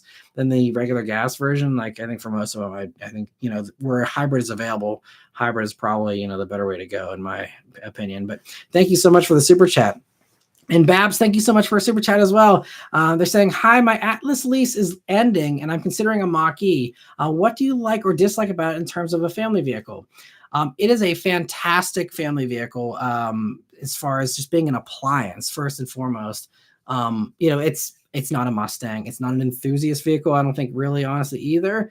But I think that is a very good family vehicle. It's worked great for us, in the 2 years here that we've had it, basically. As far as space and cargo, I actually really like it. I don't know how you feel about Teslas, but they're really the only other one that has like a sizable frunk. And we don't use it a whole lot, but when we do, I'm really happy we have it. Like we did a trip to the beach back in 2022, and it was really nice to have that extra little bit of space there. And it's also a fun space where it's, you can use the frunk to like have your smelly leftovers and stuff that you don't want to have in the cabin with you. Those types of things you might not think about, where it's like, oh, that's actually really, really handy to have it in a separate compartment that's sealed off and all that. The Mach-E's been really good for us. The one thing, and I talked about this in my wrap-up video last year on my ownership impression so far, was that the rear brake design is just flawed, where if you don't drive a lot, the rear brakes just over time get crap in them, and they don't have a process to clean off the pad and the rotor. And so like we don't drive our vehicle a ton. Like it's about 2 years old and it has like almost 11,000 miles on it. And so it sits a lot, and it's, getting stuff accumulating. And a lot of it is also just like, the knocking off that surface rust. And with it hardly ever using the rear rotors, that means that a lot of that gets built up and it ends up getting into the pad. And so we've had the rotors replaced under warranty once last year. And basically they didn't really know how to properly fix it, because they first were like, oh yeah, like we'll give you some new rotors. The pads should be fine. We'll clean off the pads and just give you new rotors, because the rotors were scored. Like we have like grooves in our rear rotors. They're like, oh, we'll give you new rotors. You'll be good. I'm like, okay. Like I think the pads also might need to be replaced, but I'm not going to tell you how to do your job. So like, whatever, if you want to leave the pad, whatever, it's, it's all free. It's under warranty. I don't care. So they, did the rotors, and then by the time I drove home, there's grooves in the brand new rotors. So then I'm like, yep, it's still doing it. And like, all right, bring it back. So then they had just resurfaced that rotor since it was brand new. So they just, grinded off that little groove, put new pads on, and it was good for a little while, but then the grooves came back again. And these rotors are also, now all grooved. I mean, it doesn't really affect the performance. Like long-term, yes, you don't want to have grooves in your rotors, but it's not a big deal, especially in an EV where it's very rarely using the friction brakes at all. And then if it is, a lot of times it's mostly just primarily front brakes, obviously. So like, I've just honestly left it with the grooved rotors now, because it's not worth like fighting. I'm going to take it in again here for the inspection. I believe it's going to be due for that fairly soon here. And, tell them like, hey, look, it's still doing it, and see what they say this time. But that's the only thing. And I've talked to other car companies, like basically every other car company has fixed this with software, where you literally just tell the car every once in a while to drag the rear brake just a tiny bit, just to clean that pad and that rotor every once in a while. I talked with Chevy. They have software in the new Equinox EV to do this, so that those, brakes don't get ruined. Porsche and all the German companies do this as well, of just dragging that rear brake a little bit every once in a while, just because they know that's going to get built up if you don't. And Ford, that's an over-the-air thing they could totally patch, and they haven't. And I don't know why, but that's my only complaint with it, honestly. Otherwise, I mean, some of the software stuff was a little glitchy, but it's been actually really great. This past year especially, it's been totally fine. Knock on wood, ours has been rock solid reliable. There's no issues, as far as being a safe, reliable vehicle. I mean, like now our daughter, she's 3. She doesn't always love the sun beaming in. So I think, ideally it'd be nice to see it have a cover. You can put one up manually yourself if you want to buy one, but I think that's the only other thing that we don't love. It'd be nice to be able to close that glass roof. And if I'm being nitpicky, I'd love to see cooled seats. And this is what I said, even with like the Equinox EV and the Blazer, I love that they fixed those things. There's a cover for the roof. They have cooled seats. There's a lot of that kind of stuff, but I think the Mach-E's really great. I mean, and my wife, Beth, she likes it so much that she even said, if it makes sense to buy out our, we have the Ford options plan, which is essentially a lease, but you were able to get the tax credit with, technically buying it with a balloon finance thing. Anyway, like she's saying, like, we can't just walk away from it. And right now with the negative equity, since it's worth so little compared to what we, bought it for back in 2022, that right now it makes sense to just walk away from it once our term is done with it. But, if it turns out that it makes sense to just buy it out at the end of that term, then she's like, I'm totally fine keeping it, which she usually wants to flip cars every 3 years. So like the fact that she's cool keeping it beyond that, I think really speaks volumes, honestly, of just how good of a car it is that even she still really likes it. And it's also just, it's really great from a safety standpoint. It's aced every crash test, even all the new ones. It's aced. It's really like top-notch safety. Beth loves the instant acceleration of it, not having to deal with any shifting. It's like instant response, and that is really nice with EVs. If you've never had an EV before, I think that's the one thing. Like, put aside all the other stuff with EVs that can be controversial or whatever. Like, just the driving experience, if you are someone who just doesn't want to wait for a downshift, doesn't want to wait for an engine to rev up, like, it's just like zip, it's instant. There's no drama, there's no fuss, there's no waiting, there's no unpredictability. You're like, oh, what's it gonna do? Like, it just goes. It's so relaxing, honestly, to have a car just do exactly what you want it to do, and not have this guessing game like we always have with these mismatches of, oh, the engine's doing this, the transmission's doing that, and what's going on. This has always been this tug of war with every powertrain for all of time, basically, and you don't have that with an EV, which is, I think, what Beth really loves about it the most, honestly. But it's got enough space, it's comfortable, we love it. It's actually really, really good. I mean, I think these days there's a lot of other really compelling options, but I think Mach-E still holds up really well, and especially these days they're so cheap, and there's lots of discounts and stuff. If you can get one for a song, I think absolutely Mach-E is a solid buy. Just keep an eye on those rear rotors, especially if you don't drive a lot. But thank you so much, Babs, for the super chat. And Dogs to Adventure, thank you so much for a super chat as well. I don't see a comment, but if you have anything you'd like to say as well, I'll definitely try and highlight that here. But thank you so much for the support. And Jonah, thank you for a super chat as well. He says, would you daily drive a 50s or 60s classic car? If so, which one? Daily drive would come down to where I am daily driving. If I'm daily driving in a place with crazy traffic and, crazy drivers or whatever, probably wouldn't feel safe enough to daily drive a classic, honestly, sadly. If I'm in the middle of nowhere where there's very few cars, or a place where just drivers are a little less crazy or something, then I would potentially, I'd be comfortable daily driving a classic. As far as which one, there is so much from the 50s and 60s. I'd preferably want something that is converted over to, or that at least is 12 volt, so you don't have any kind of, hydrolock issues or anything like that. But outside of that, I mean, like, I love the 59 Fords. That's always been one of my favorites. The early 60s bullet nose Thunderbirds are another favorite. 68 Mustang bullet clone would be another one I'd love to daily drive, even though it'd be, again, such a raw, crazy experience, but would be a blast. But there's so much stuff. Even first gen Thunderbird.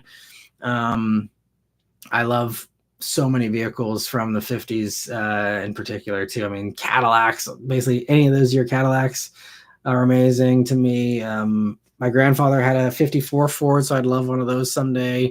There's a ton of stuff. 57 Chevy, my great grandfather had one of those. That'd be a cool one. I basically wouldn't say no to anything from the 50s, especially 60s. I'm a little more picky, but I love basically everything from the 50s. Was amazing. Those are probably my top ones off the top of my head. And thanks, Jenna, for the fun question. And getting back to other member questions here. So let me see. Zachary says, what's a car model that you think could be spun off into its own brand, crown into a Buick-like option? Yeah, and I think they're kind of trying to do that as like a sub-brand already, but I think as far as others of a car model, I mean, I think that, we're seeing the idea of Mustang potentially being something like that. I think Hummer is another one that I guess kind of technically is under GMC, but was its own brand, could go back to being its own brand, I think, at some point down the road. Corvette seems like that is going to, again, be like spun off into its own thing, with they're talking about, having some kind of like Cayenne competitor, with a Corvette badge on it, and possibly like a four-door Taycan thing. So basically Corvette sounds like it could be spun off into just being Porsche. So there's that. As far as others that we don't already like know are probably happening, I don't know. I mean, I can't think of anything else outside of those that are like really strong brands. I mean, it sounds like Land Cruiser also might kind of be something they're talking about, having like a smaller Land Cruiser and then having a more luxurious, like street-based thing that could have a Land Cruiser branding on it. So they might be trying something like that there too. I think maybe Camaro could potentially someday be its own thing. But I don't know. I think those are probably all the main ones. I think, yeah, Crown being like a Buick-like thing could make sense. But again, Buick is so unpopular. I mean, I think honestly, Buick is on the chopping block now in the States too, because the usual thing was Buick was justified by its Chinese sales, but Chinese sales have dropped off badly for Buick, it seems, at least from what I last saw. Don't quote me on that. But so I feel like Buick might actually someday drop off. We'll see. You know, it sounds like they're going to get an electric version or get, you know, the Ultium stuff. So I think Buick Electra is coming here, you know, as an electric SUV. And so we'll see how some of that stuff does. But I could easily see, especially if China quits subsidizing Buick for GM here, basically not in a legal sense, but as far as, you know, justifying its existence because it's popular there. You know, if that quits being a thing, then I think you could see Buick actually go away. I know that's not your question, but it's just another tangent there. But let me see. Luke says Mazda Skyactiv is in-house and the transmissions are Toyota from what I hear. I thought that, I don't think it's Toyota because Toyota doesn't use a 6-speed in anything, I don't think, anymore. I thought, so the Mazda's transmission, I think it's actually Jatco, if I remember correctly. Which, you know, got a bad name for the CVTs for Nissan, but I thought, or no, it's Aisin. I think I'm pretty sure it's an Aisin 6-speed, but I thought it was a different Aisin 6-speed than what used to be in Toyotas. I could be wrong, but to me, the Mazda 6-speed doesn't drive like I remember the 6-speed Toyotas driving. So maybe they just tuned it differently. I guess that's possible, but yeah, I don't know enough about that. I'd have to look into that. And a good stick says, what were the laziest badge engineered cars that you can think of that have sold very well? Man, that's another thing I gotta like sit and think about for a minute. I mean, you know, I think GM is definitely the worst at badge engineering, and especially when you look back at, you know, the late 2000s. You know, I think that's where it really kind of got a little rough. Like Pontiac having the Spark, what they call that, the G2 or something. Like there are some of those things that are really pulling on straws at the end there with Pontiac. The G8 was fantastic. And I could even say, you know, G6 was pretty cool for what it was, but like some of the other stuff just was like, like why are you doing a Pontiac version of this? You know, like, I don't know. The Pontiac vibe was actually cool when it sold well. And that's, like I said, is one example of like pretty lazy engineering. I mean, that was at least a little bit more because that was totally different styling from the Toyota Matrix it was based on. But yeah, I'd say especially if you go back further, like especially the 90s and the 80s, I mean, so much of that was literally just taking the badge off and putting your own badge on for some of that stuff. So I think that's definitely the worst offenders, or stuff from the 80s and into the 90s.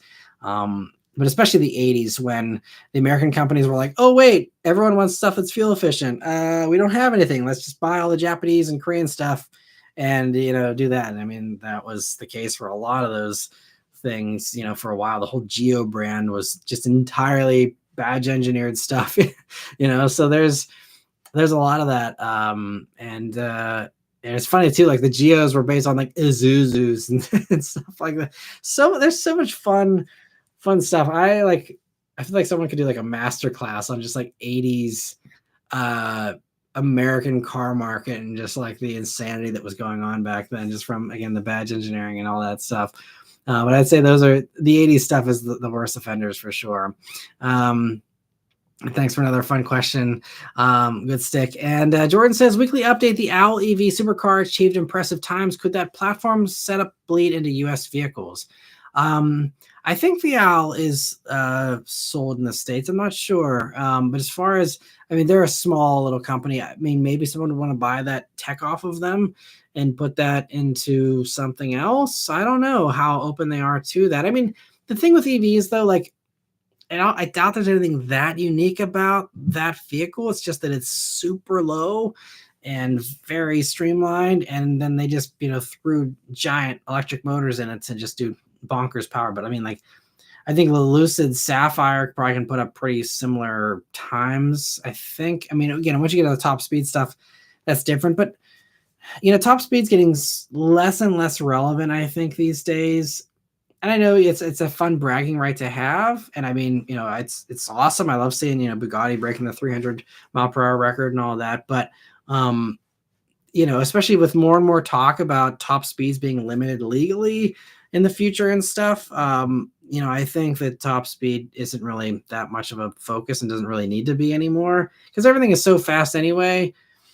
And again, how often do you actually use that unless you are doing, mile airstrip run drag races against people or something? Like otherwise, like no one's even getting 200 unless you're insane and have a death wish for yourself and everyone around you, So like, yeah, the owl is cool, but I think, yeah, if you want something like that and something more mainstream, just get a Lucid Sapphire and you'll have the same insanity pretty much. And I mean, I guess the same can be said for Model S Plaid to a slightly lesser extent because that's not quite as fast, but same kind of insanity.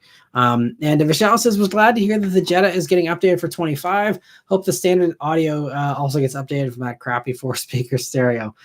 Yeah, we'll see. But honestly, I think they would benefit from keeping it real basic because everything else is, again, getting pushed up market, and they might want to compete and do the same. And that's fine if they want to do that for a top trim. But I think that it makes sense if they can come in with a real low price tag for the base Jetta, that could really give it some strength going forward. And I think that would be, something that could benefit Volkswagen for sure. So, but yeah, I'll be curious to see. I mean, we'll be seeing that here sometime in the next 2 weeks since they said it's coming this quarter. So I'll see what they end up doing with the new Jetta there. And Jordan says, any updates on Chrysler Airflow EV? The update I heard was that it's basically not happening as that. They said that there's a lot of people that really like that, but the interview I read a few months back, and I talked about this, I believe, in a weekly update, was that they're going to use that platform and stuff, but that they're going to kind of, what we saw with the Airflow is not going to translate to a production vehicle. We're going to see something completely different, probably not with the Airflow name, which is sad because I actually think that vehicle, I mean, the styling was fine. It's nothing super distinctive, but I think the Airflow name is a solid name for an EV. It's kind of sad that might not actually happen on a production vehicle, but I think basically Airflow is dead and it's going to be something completely different. And so we'll see what they end up doing with that. And let me see. Golf Rocker says, when does Nautilus review come out? It's really nice. Not an SUV fan, but nice. I hope Lincoln brings back a sedan already. Put 200 miles on the Continental today. Love that car. It's great. Yeah, that's awesome. Glad you're still enjoying the Continental. Nautilus review will probably be pushed back to August. I have about a 2-month backlog. I'm bumping. So a little bit of a sneak peek into like the scheduling for the whole summer here. I'm doing a little bit of an experiment where for the next like 4 or 5 weeks, I am posting nothing but performance vehicles. Like every single thing is going to be sporty and fun, and in most cases very fast. So that's going to be, I just want to see if I did nothing but performance cars for basically like the next month here, how that affects the channel. Because I know a lot of us are enthusiasts here on the channel, but I just, I could pivot to that kind of a thing potentially.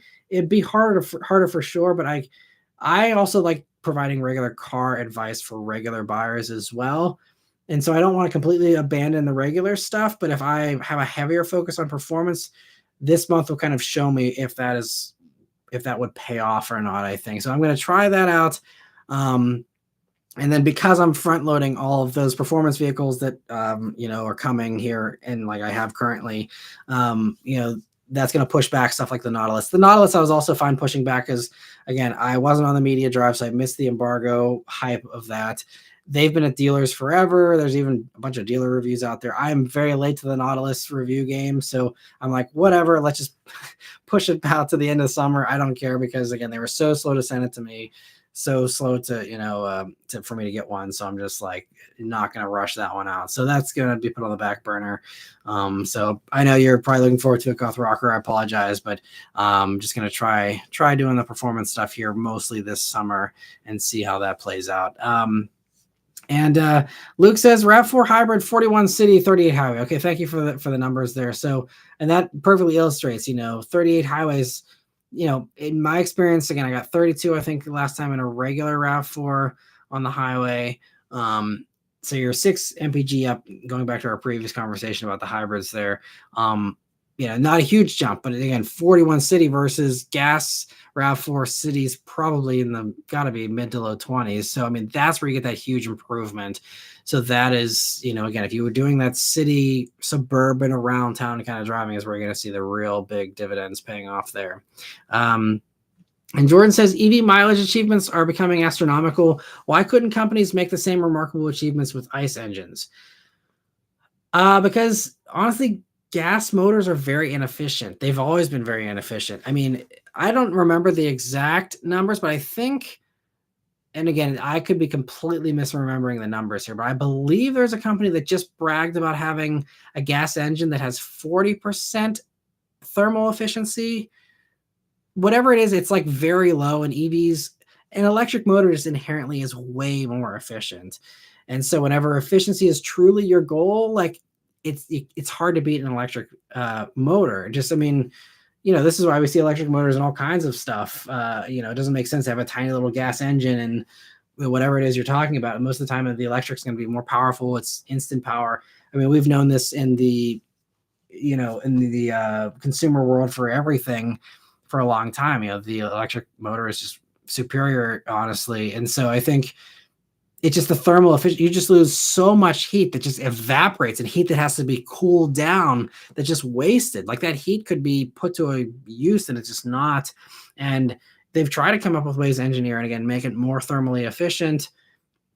But it's just that, whenever you're just basically controlling a bonfire inside of a piece of metal, it's hard to maximize that, perfectly compared to, again, the efficiency of electricity and just how, space efficient it is, So I think that's the biggest problem, and why, we will see improvements to ICE engines, and there will continue to be improvements, and people trying to, use different things to burn and whatever the case is. But at the end of the day, it's just, you're still moving these big old pistons, and it's just, versus a tiny little zip, with an electric motor, it's so much wildly more efficient. So I think that's just, unless someone again comes up with some mind-blowing new idea for a gas powered engine that, it somehow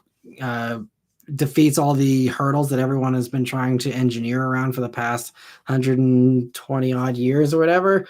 If someone can figure it out, then great. But I feel like everyone, all the really, really smart engineers for a long time have been like, yeah, this is just more efficient.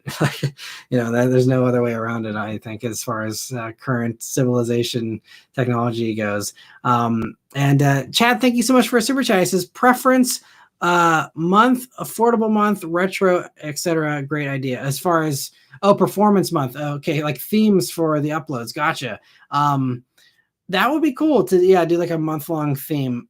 That's a little trickier. Again, I kind of got lucky with the sheer amount of performance vehicles I got scheduled for press vehicles this summer that just made it kind of fall in place where I'm like, okay, let's just front load the performance stuff and put everything else on the back burner and see how this plays out. But typically it doesn't happen that easily, or it just gets to a point where I can't put stuff on the back burner too long before car companies are like, hey, like we sent this to you 3 months ago, like where's the review? So I only have so much wiggle room with timing for the reviews. And I also want things to be timely. Like I don't want to, have a review come out too late, because then I miss out on some of the hype of people that have been buying it for the past few months, things like that. So there's some of this juggling act that needs to happen. But yeah, I'm hoping to try to package things like that. Also, just because of the YouTube algorithm and the way it works, if people really like, the videos that I post this week that are performance cars, hopefully the algorithm will be like, oh, okay, so they're doing performance stuff now. And then it'll be like, okay, well, and if I keep feeding the same kind of stuff, hopefully that kind of compounds it, and then it's just going to drop off because it'll be like, okay, well, now there's no more stuff, and the algorithm won't know what to do after the month of performance is over. But it's just, again, that's why I'm trying this as just an experiment. We will see. It'll be a learning experience of whether it drives away regular car buyer viewers. And, if I start posting the boring stuff after the performance stuff and the views are really bad on those, then I'm like, okay, I can't do this because I've just driven away everyone who just thinks I do performance cars now. if there needs to be kind of this ebb and flow of, give and take of, 1 week fast stuff, 1 week slow stuff, and kind of, not have this marathon of a certain type of vehicle. I don't know. It'll be interesting to see. So we'll see. And if it gives me early signs that it's not paying off, then maybe I will switch up the upload schedule. But for now, it's going to be the summer of performance pretty much. It's going to be a lot of fun stuff. So stay tuned for that if you're an enthusiast. And getting back to the other member questions here. So let me see. So Jordan also says, any vehicle companies that invested in EV golf carts, EV supermarket scooters in the past to test battery / charging weight capabilities? I think those kind of segments have been pretty dead. Like EV golf carts have been a thing for decades now, and they've always kind of done pretty much the same thing. As, again, there's no need to innovate there. As long as it gets you through 18 holes, you're pretty much good. But I think the one kind of cool test bed, we're seeing is all the commercial stuff that is really wildly, like I think they said like the electric school bus, industry is like insane. Like they got orders for like many years, and they're like, everyone's demanding this like today, and we can't give it to them for another couple of years because they're just so backed up on orders. And that's something that just like makes sense. It's like, hey, like maybe our kids shouldn't be like inhaling diesel fumes every day going to school. Like something we probably should have like realized a long time ago.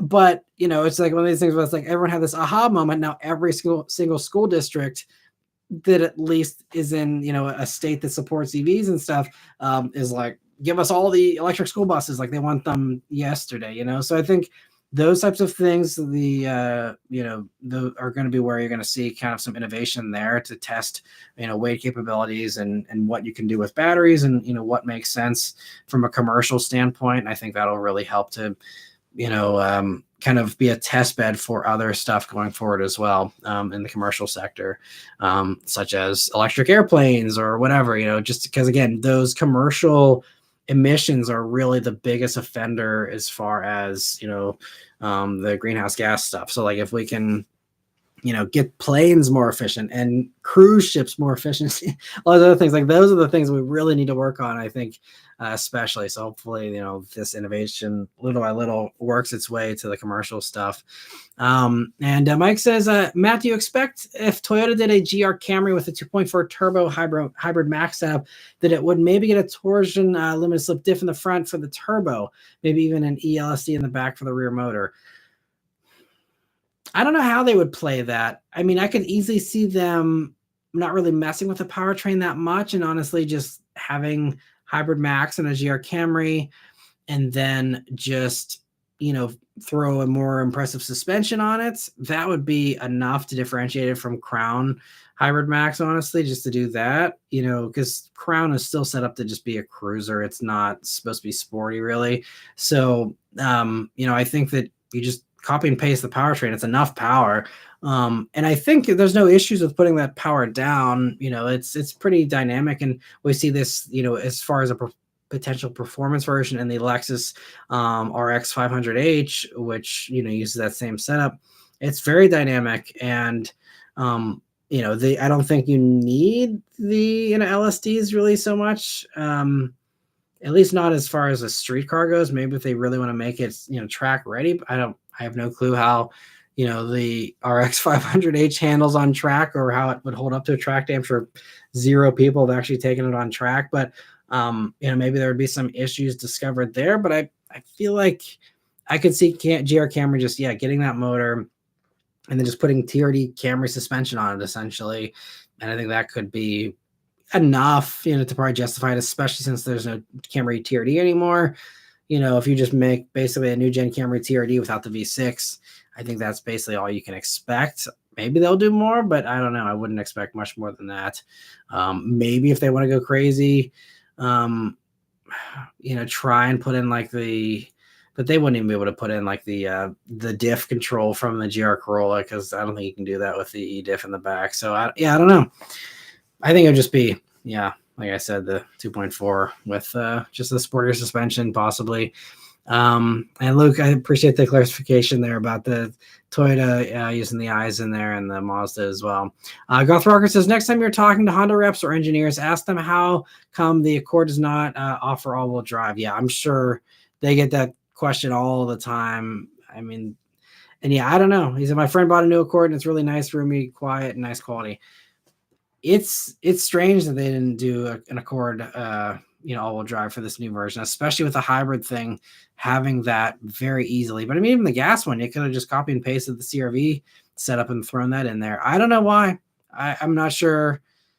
There's a lot of things like that where I don't know why Honda does what they do, but that is another easy thing of like, yeah, why not compete with everybody else and throw that in there? But for some reason, they don't think it's worth it, I guess.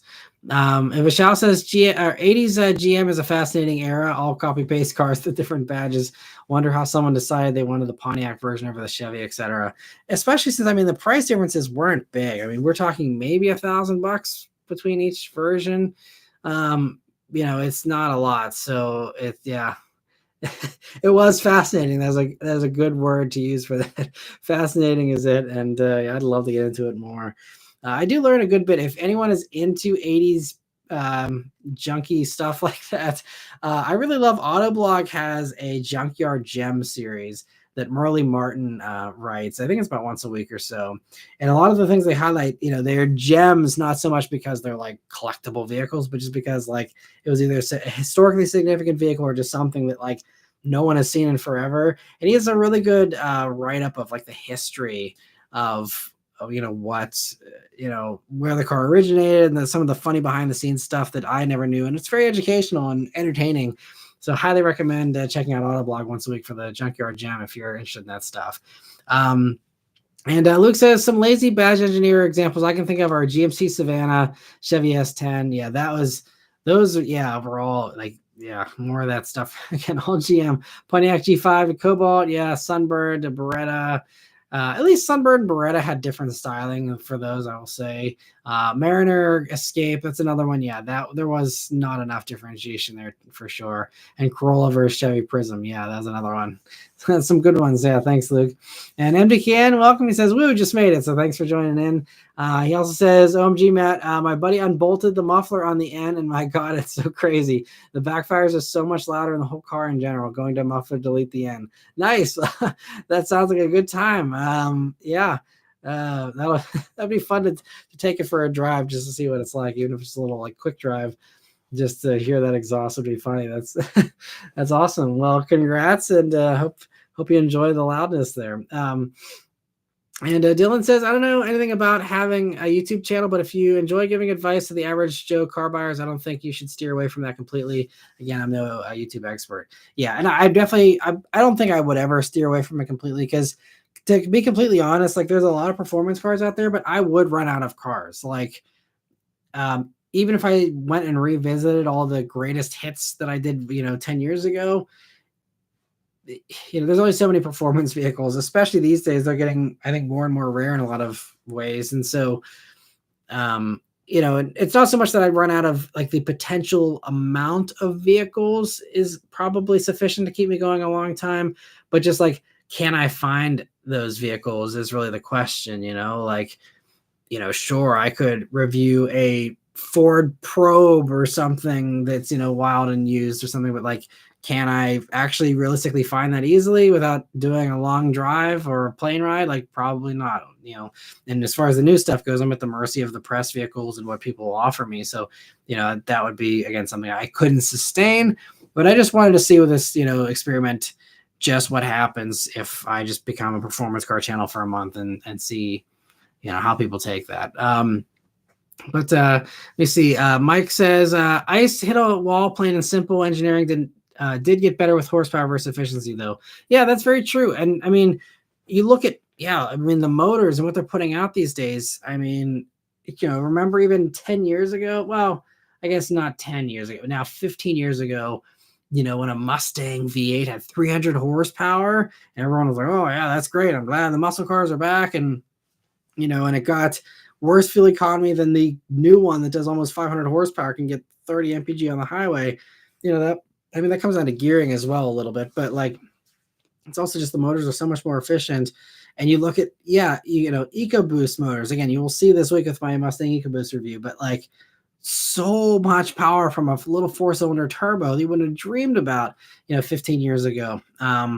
It just, there is some real big improvements as far as keeping or improving efficiency while having so much more power. There's a lot of great stuff there. It's just that EVs are just truly like next generation levels of efficiency and again power, like we're seeing with all these bonkers, EVs out there. So it's better from an enthusiast standpoint. If you're talking about lap times and performance, and this is why Dodge, is switching to electric, because it's going to win every drag race when you have instant torque, instant perfect launches every single time. If you truly worry about winning drag races, like the new Charger is just going to decimate any Mustang, that's remotely close to stock, So, it's just the way the evolution is going of that. And Groth Rocker says, it is your channel. Do what you like. I'm not an SUV fan, but I will say Lincoln asked me to test the new Nautilus, and I will say it is impressive. I did tell them I'd rather see a new large sedan. Yeah, well, me and you both. But a Nautilus type sedan would be amazing. It would be so good. And Goth Rocker says, I think performance cars are important, but you should still do the normal car reviews and luxury cars / Grand Touring stuff as well. Maybe your idea will work. We'll see. I mean, the thing is, especially luxury stuff, I feel like there's less and less interest in luxury, especially these days. But it just really comes down to the car too, because I was like excited for the Elantra review that I posted, this past week and a half or whatever, because I'm like, hey, look, it's the most affordable compact sedan out there. People are saying how everything's expensive these days. Well, here's a nice, cheap, solid little car, and then no one watched it. So, there's some of these things that in theory, I'm like, all right, well, like this should be good. And then it doesn't do well, which makes me think that it is just mostly performance people that, watch this channel primarily. And so that's why I want to try this little experiment and see. But again, I don't know if it even does succeed. Then I'm like, well, crap. Now what do I do? Because since I've front loaded everything, it'll be like after like the middle of July, I'll have very little performance stuff for the next month or two. So it'll be other cool stuff like Land Cruiser and things like that, but it won't be the sporty, stuff. So then it'll be kind of like, it'll go from everything to nothing, basically, if you're an enthusiast for this channel for the next few months here. So we'll see how it all plays out. But Truck Car Guy says, I will admit the transportation industry desperately needs to be modernized. Yes, I agree. Jordan says, previously Sony showcased a surprising EV concept. In the future, could we expect the same from Duracell, Panasonic, or Energizer? I don't know. I mean, Panasonic already does, I think they supply batteries to Tesla for a while. I don't know if they still do. I think maybe now they've switched over to others, but Panasonic is in the EV sector. I don't think Duracell and Energizer are. I'm not sure why. I don't know enough about their businesses to know if that's something they care about or what the deal is. But I think there's a lot of these cool, new startups that are doing these amazing batteries that are really evolutionary, like the R Next Energy battery that does 600 miles of range today, and they're just working on scaling that up. There's those types of things that I think, it makes those old legacy battery companies kind of irrelevant because they clearly aren't innovating to the point of having that stuff out there like these other startups are. So, I don't know. I think, and a lot of companies just like doing that kind of stuff in-house. They don't want to be dependent on someone else for their batteries. This is why we're seeing, more and more companies trying to work on, making their own stuff as well because they know that this is going to be the next, big thing. And so they want to make sure that they're the suppliers of that and not having to, bend to the whims of, other people and other suppliers. And MJ Can says, hey, man, I'm absolutely more than willing to let you come down and review it again. Okay, well, I appreciate that. And we will see if I can find some reason to be out towards your side of PA. I believe I remember I think you said you're a little closer to Philly, if I remember correctly. But try and work something out here. We'll see. I appreciate the offer. And Good Six says, do you think badge engineered cars will make a return, especially with EVs, as it's literally a copy and paste job? I mean, we're kind of seeing this with Prologue and ZDX, being Ultium vehicles that are using a lot of GM interior components. I think that is, I mean, again, I haven't even sat in a Prologue or a ZDX, but what I've seen about them, I haven't driven them, so I don't want to say this 100%, but to me, it seems like the worst modern case of badge engineering. And again, there are some pros to it, like Honda offering CarPlay and GM not. So that, like, in that case, I love that Honda is doing that because it offers that for people that want the Ultium platform and CarPlay. So there, but I think that, are Honda fans going to be happy with Prologue? Maybe a few, but they just, unfortunately, like the Prologue, they inherited all of the poor packaging that happened with the Chevy Blazer EV, where it's this big vehicle. Get it? Like the Prologue has less cargo space than a CRV, less backseat space than a CRV, in a bigger vehicle that's more expensive. Like, how are you going to justify that to a CRV buyer, especially with a CRV hybrid and everyone loving hybrids these days? I don't know. I mean, I haven't seen Prologue sales. I have yet to even see one on the road or anything. So I have no clue what the sales are like for those just yet, but I can't imagine it's going to do well. I think as far as your question, I think we will see a return of a little bit of that, but I think customers are a little more savvy to that now than they were in the past. I think, in the 80s and the 90s, like I feel like people let a lot of things slide a lot more than they do these days. People aren't the experts. You didn't have the internet to research this stuff. So if you lived in a small town, or you weren't, like, I think a lot of people genuinely had no clue. I mean, they might have, if you were a little savvy, known like, oh, this Geo that I'm buying is a Japanese car. I mean, I think some people could probably piece together some of this stuff, but I think for a lot of people, they had no clue. And it was just like, this is, Chevy came out with this new little hatchback. And, I mean, if you poke around under the hood, you'd see, stampings from Isuzu or whatever company built it. But, you got to remember, in a non-internet age, if you're not getting the weekly news, somehow, or you're not watching, Motor Week, or you're not getting, one of these magazines, like, you wouldn't have known, so I think that you were able to get away with a lot more, is what I'm trying to say. So I think, these days, in the age of the internet and everyone knowing everything about everything and people exposing everything in a TikTok video and stuff, like, I think there's just no way, they can get away with that stuff as extensively these days. I mean, look, like, I'm sitting here putting Honda on blast for using, GM stuff, and so I think, there's just, you can't sweep that kind of stuff under the rug as much. So I think the badge engineering doesn't work as well these days. But anyway, Zachary says, thanks for the stream, Matt. I hope your neck is feeling better and you have a great Father's Day. Thanks, Zachary. Really appreciate it. The neck is like, 95, 99% better. It's pretty much pain-free for the most part now. So I appreciate that. Thanks. And I hope you're doing well, Zachary. Hope you have a great Father's Day. Hope everyone has a great Father's Day as well. I'll wrap up with the last few questions here, and I'll head out because I see we are over time now. But Mike says, what mainstream vehicle segment would you expect to be more popular than that isn't? I think the one that jumps to my mind immediately is the lifted wagon segment. Like, the Subaru Outback is so wildly popular, but then, like, Buick tried with the Regal Touareg and that failed. Other companies have tried and, had minor success, with Mercedes and Audi and stuff. But, like, it's just surprising that that's something that only Subaru can crack. And because it's not like it's brilliant, in any real way. It's not competitive from an interior standpoint, if you're open to other things that aren't a lifted wagon. But I feel like it makes a lot of sense from, like, an efficiency standpoint and just from a cost-cutting standpoint of literally just taking your wagon from other markets and slapping some cladding on it and calling it a day, and everyone loves it and buys 150,000 of them a year or whatever.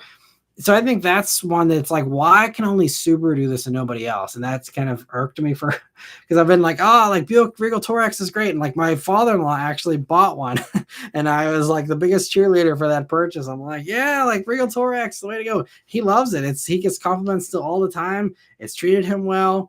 And it's actually hilarious because it's built in Germany.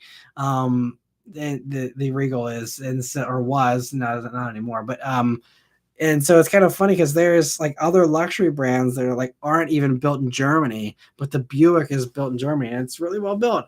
But anyway, yeah, I think that's probably the top one is those, because it gives you that car like functionality, but just with the extra space. I think wagons in general still just make so much sense. And, it's just, again, people like sitting up high and acting like they can, go climb Mount Everest in their SUV or whatever. But that's just, I feel like wagons should be better. And they are more popular elsewhere in the world.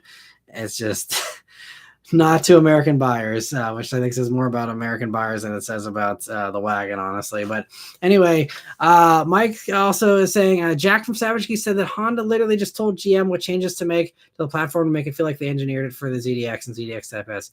Interesting. I hadn't heard that. That's a surprising peek behind the curtain, if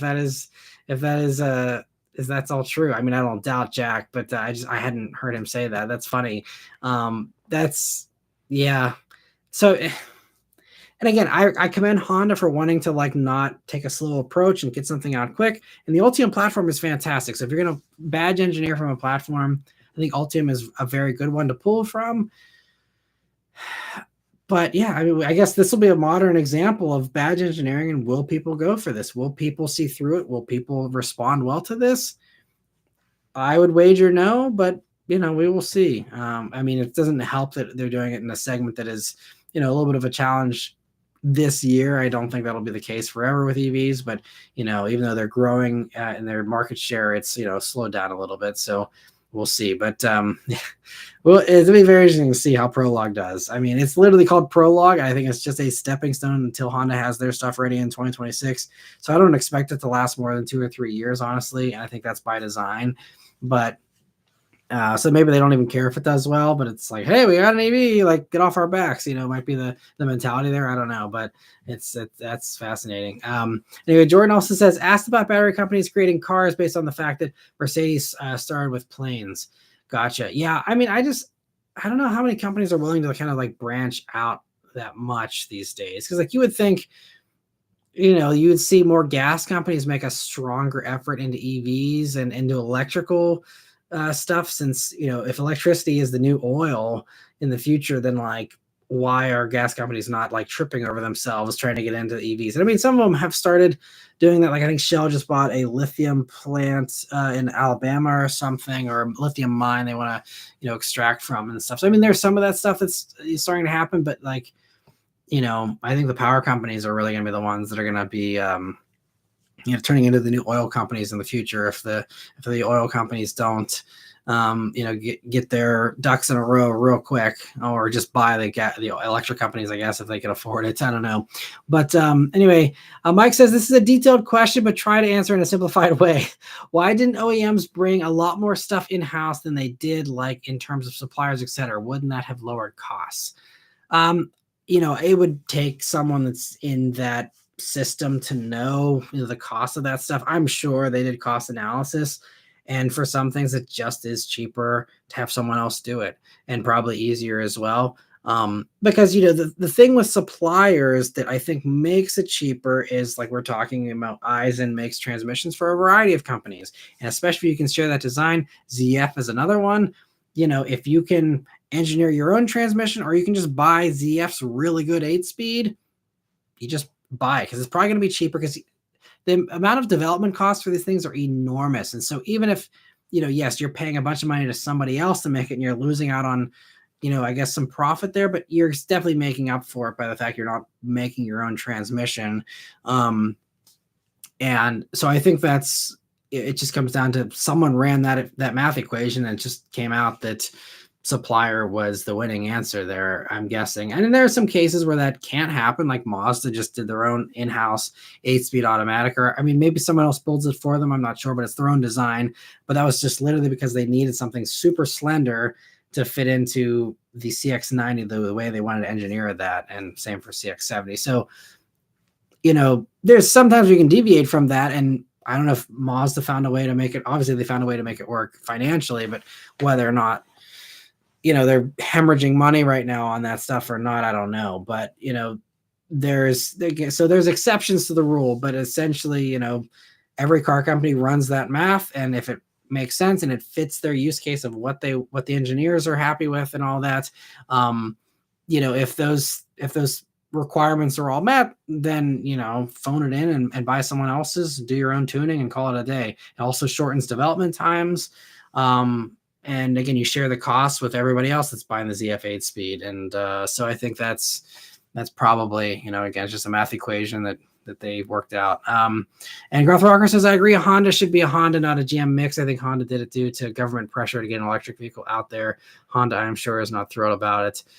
Yeah, but I mean, again, no one was pressuring Honda to make an EV. I think the market might have been pressuring them because the market hype was electric, but the government doesn't give a crap what Honda does. Like, yeah, I mean, the CAFE regulations are the way they are, but again, it just comes down to fuel economy and MPGs. So if Honda didn't want to do Prologue and they wanted to boost their fleet average, then you come out with a 1 liter, turbo hybrid thing or whatever you want to do, and have it get 60 MPG. A 60 MPG car is possible. You just have to have enough electrification. So that's the thing. And that was really, I think, the bottom line with these new emissions requirements is, again, even assuming they stay in the way they are, they give companies the flexibility. If the company hates EVs, they don't want to do EVs, they don't have to, but you got to find a way to get to whatever the fuel economy target is. And it's not impossible to get there with gas stuff. You just have to have it hybridized enough, or, plug-in hybrids, and do that instead. And Honda, again, they're doing this to themselves. Honda has the plug-in hybrid CRV, and they're using it with the stupid hydrogen thing, which is a waste of time. There's no infrastructure, no interest. Hydrogen is just a waste of time right now. I think it is promising for a long ways off, but not right now. And they're wasting this awesome plug-in hybrid setup that they've developed for the CRV that is all ready to go. They're starting production, I believe, like now for the plug-in hybrid hydrogen CRV. That could boost their fleet averages with how many CRVs they sell. If they just threw that electrical thing straight into the regular, gas hybrid CRV, that would instantly boost their CAFE fleet numbers. And again, I'm not the product planner. Clearly, they have a good reason why they're doing it this way. It just makes zero sense on the outside looking in. But they could have easily just done that, and everyone would have loved them for it, and it would have been sold way better than Prologue. And again, I don't want to act like a know-it-all, but this is what Toyota's doing. They're doing plug-in hybrid everything pretty much, it seems like, going forward. Even GM is just saying how they're going to do more plug-in hybrids as well. Like, Honda has a plug-in hybrid system and they're not using it. It drives me crazy. Like, someone asked last week, if I could take over a car company as a CEO, which one would I want? I think Honda is probably the top one, because there's so many low-hanging fruit things that it's like, why aren't you doing all-wheel drive Accord? Why aren't you doing plug-in hybrid CRV and plug-in hybrid everything? By the way, you have a plug-in hybrid system in the hydrogen thing. Put it in everything, every single thing. At least everything that's on the same platform as CRV. Which, again, you're talking all those global things are, basically on the same thing. So it's, it's not the government. Do not blame the government for Honda Prologue. That is not, it's just, again, consumers were wanting that. And that was all the hype the past couple of years, and Honda rushed it as a result of that. But anyway, another tangent, I apologize. But Jazz says, climb Mount Everest in their SUV. I'm glad you like that, Jazz. Jordan says, Chad and I have been fans since 2017 now. What about testing 2 live streams a week, especially after a review or a weekly update? I just don't want to ask too much of you guys, especially, this is a 2-hour thing. I don't know how many of you have 4 hours a week to burn. 2 hours, I feel like, is already a big ask. So, I don't know. I'm not opposed. Again, these are easy and fun to do for me, but again, I know they're long, and I doubt. We have 69 people in here currently right now. Nice. But yeah, so I don't know if it's worthwhile to do, twice a week, but I think once a week is definitely seems to be working okay. But I appreciate the support since 2017. And again, if people would like to see 2 a week and the numbers support that, then I would not be opposed. But Dylan says, it's a shame station wagons aren't really popular. You give me an M340i Touring and I'll happily go back into dumb debt for it. Yeah, that would be amazing for sure. I don't know why BMW is not bringing those over. I guess they just don't sell. Yeah, but Trucking Car Guy's got his wagon with his Magnum there. And Jordan says, awesome. Keep it up, man. I appreciate that. And A Silva says, happy early Father's Day, man. I just got hired to work at my local Mazda dealership. Congrats on the new job. That's awesome. I hope you enjoy it. And you got some great products to sell there. Mazda's got so many good things. And so hopefully it works out well for you. But anyway, thank you all so much for tuning in here for this live stream. Hope you have a great rest of your weekend here, especially those of you that are fathers. Hope you have a great Father's Day. And thank you all very much for hanging out here with me on a Saturday night. And I'll see you guys on the next one. Take care.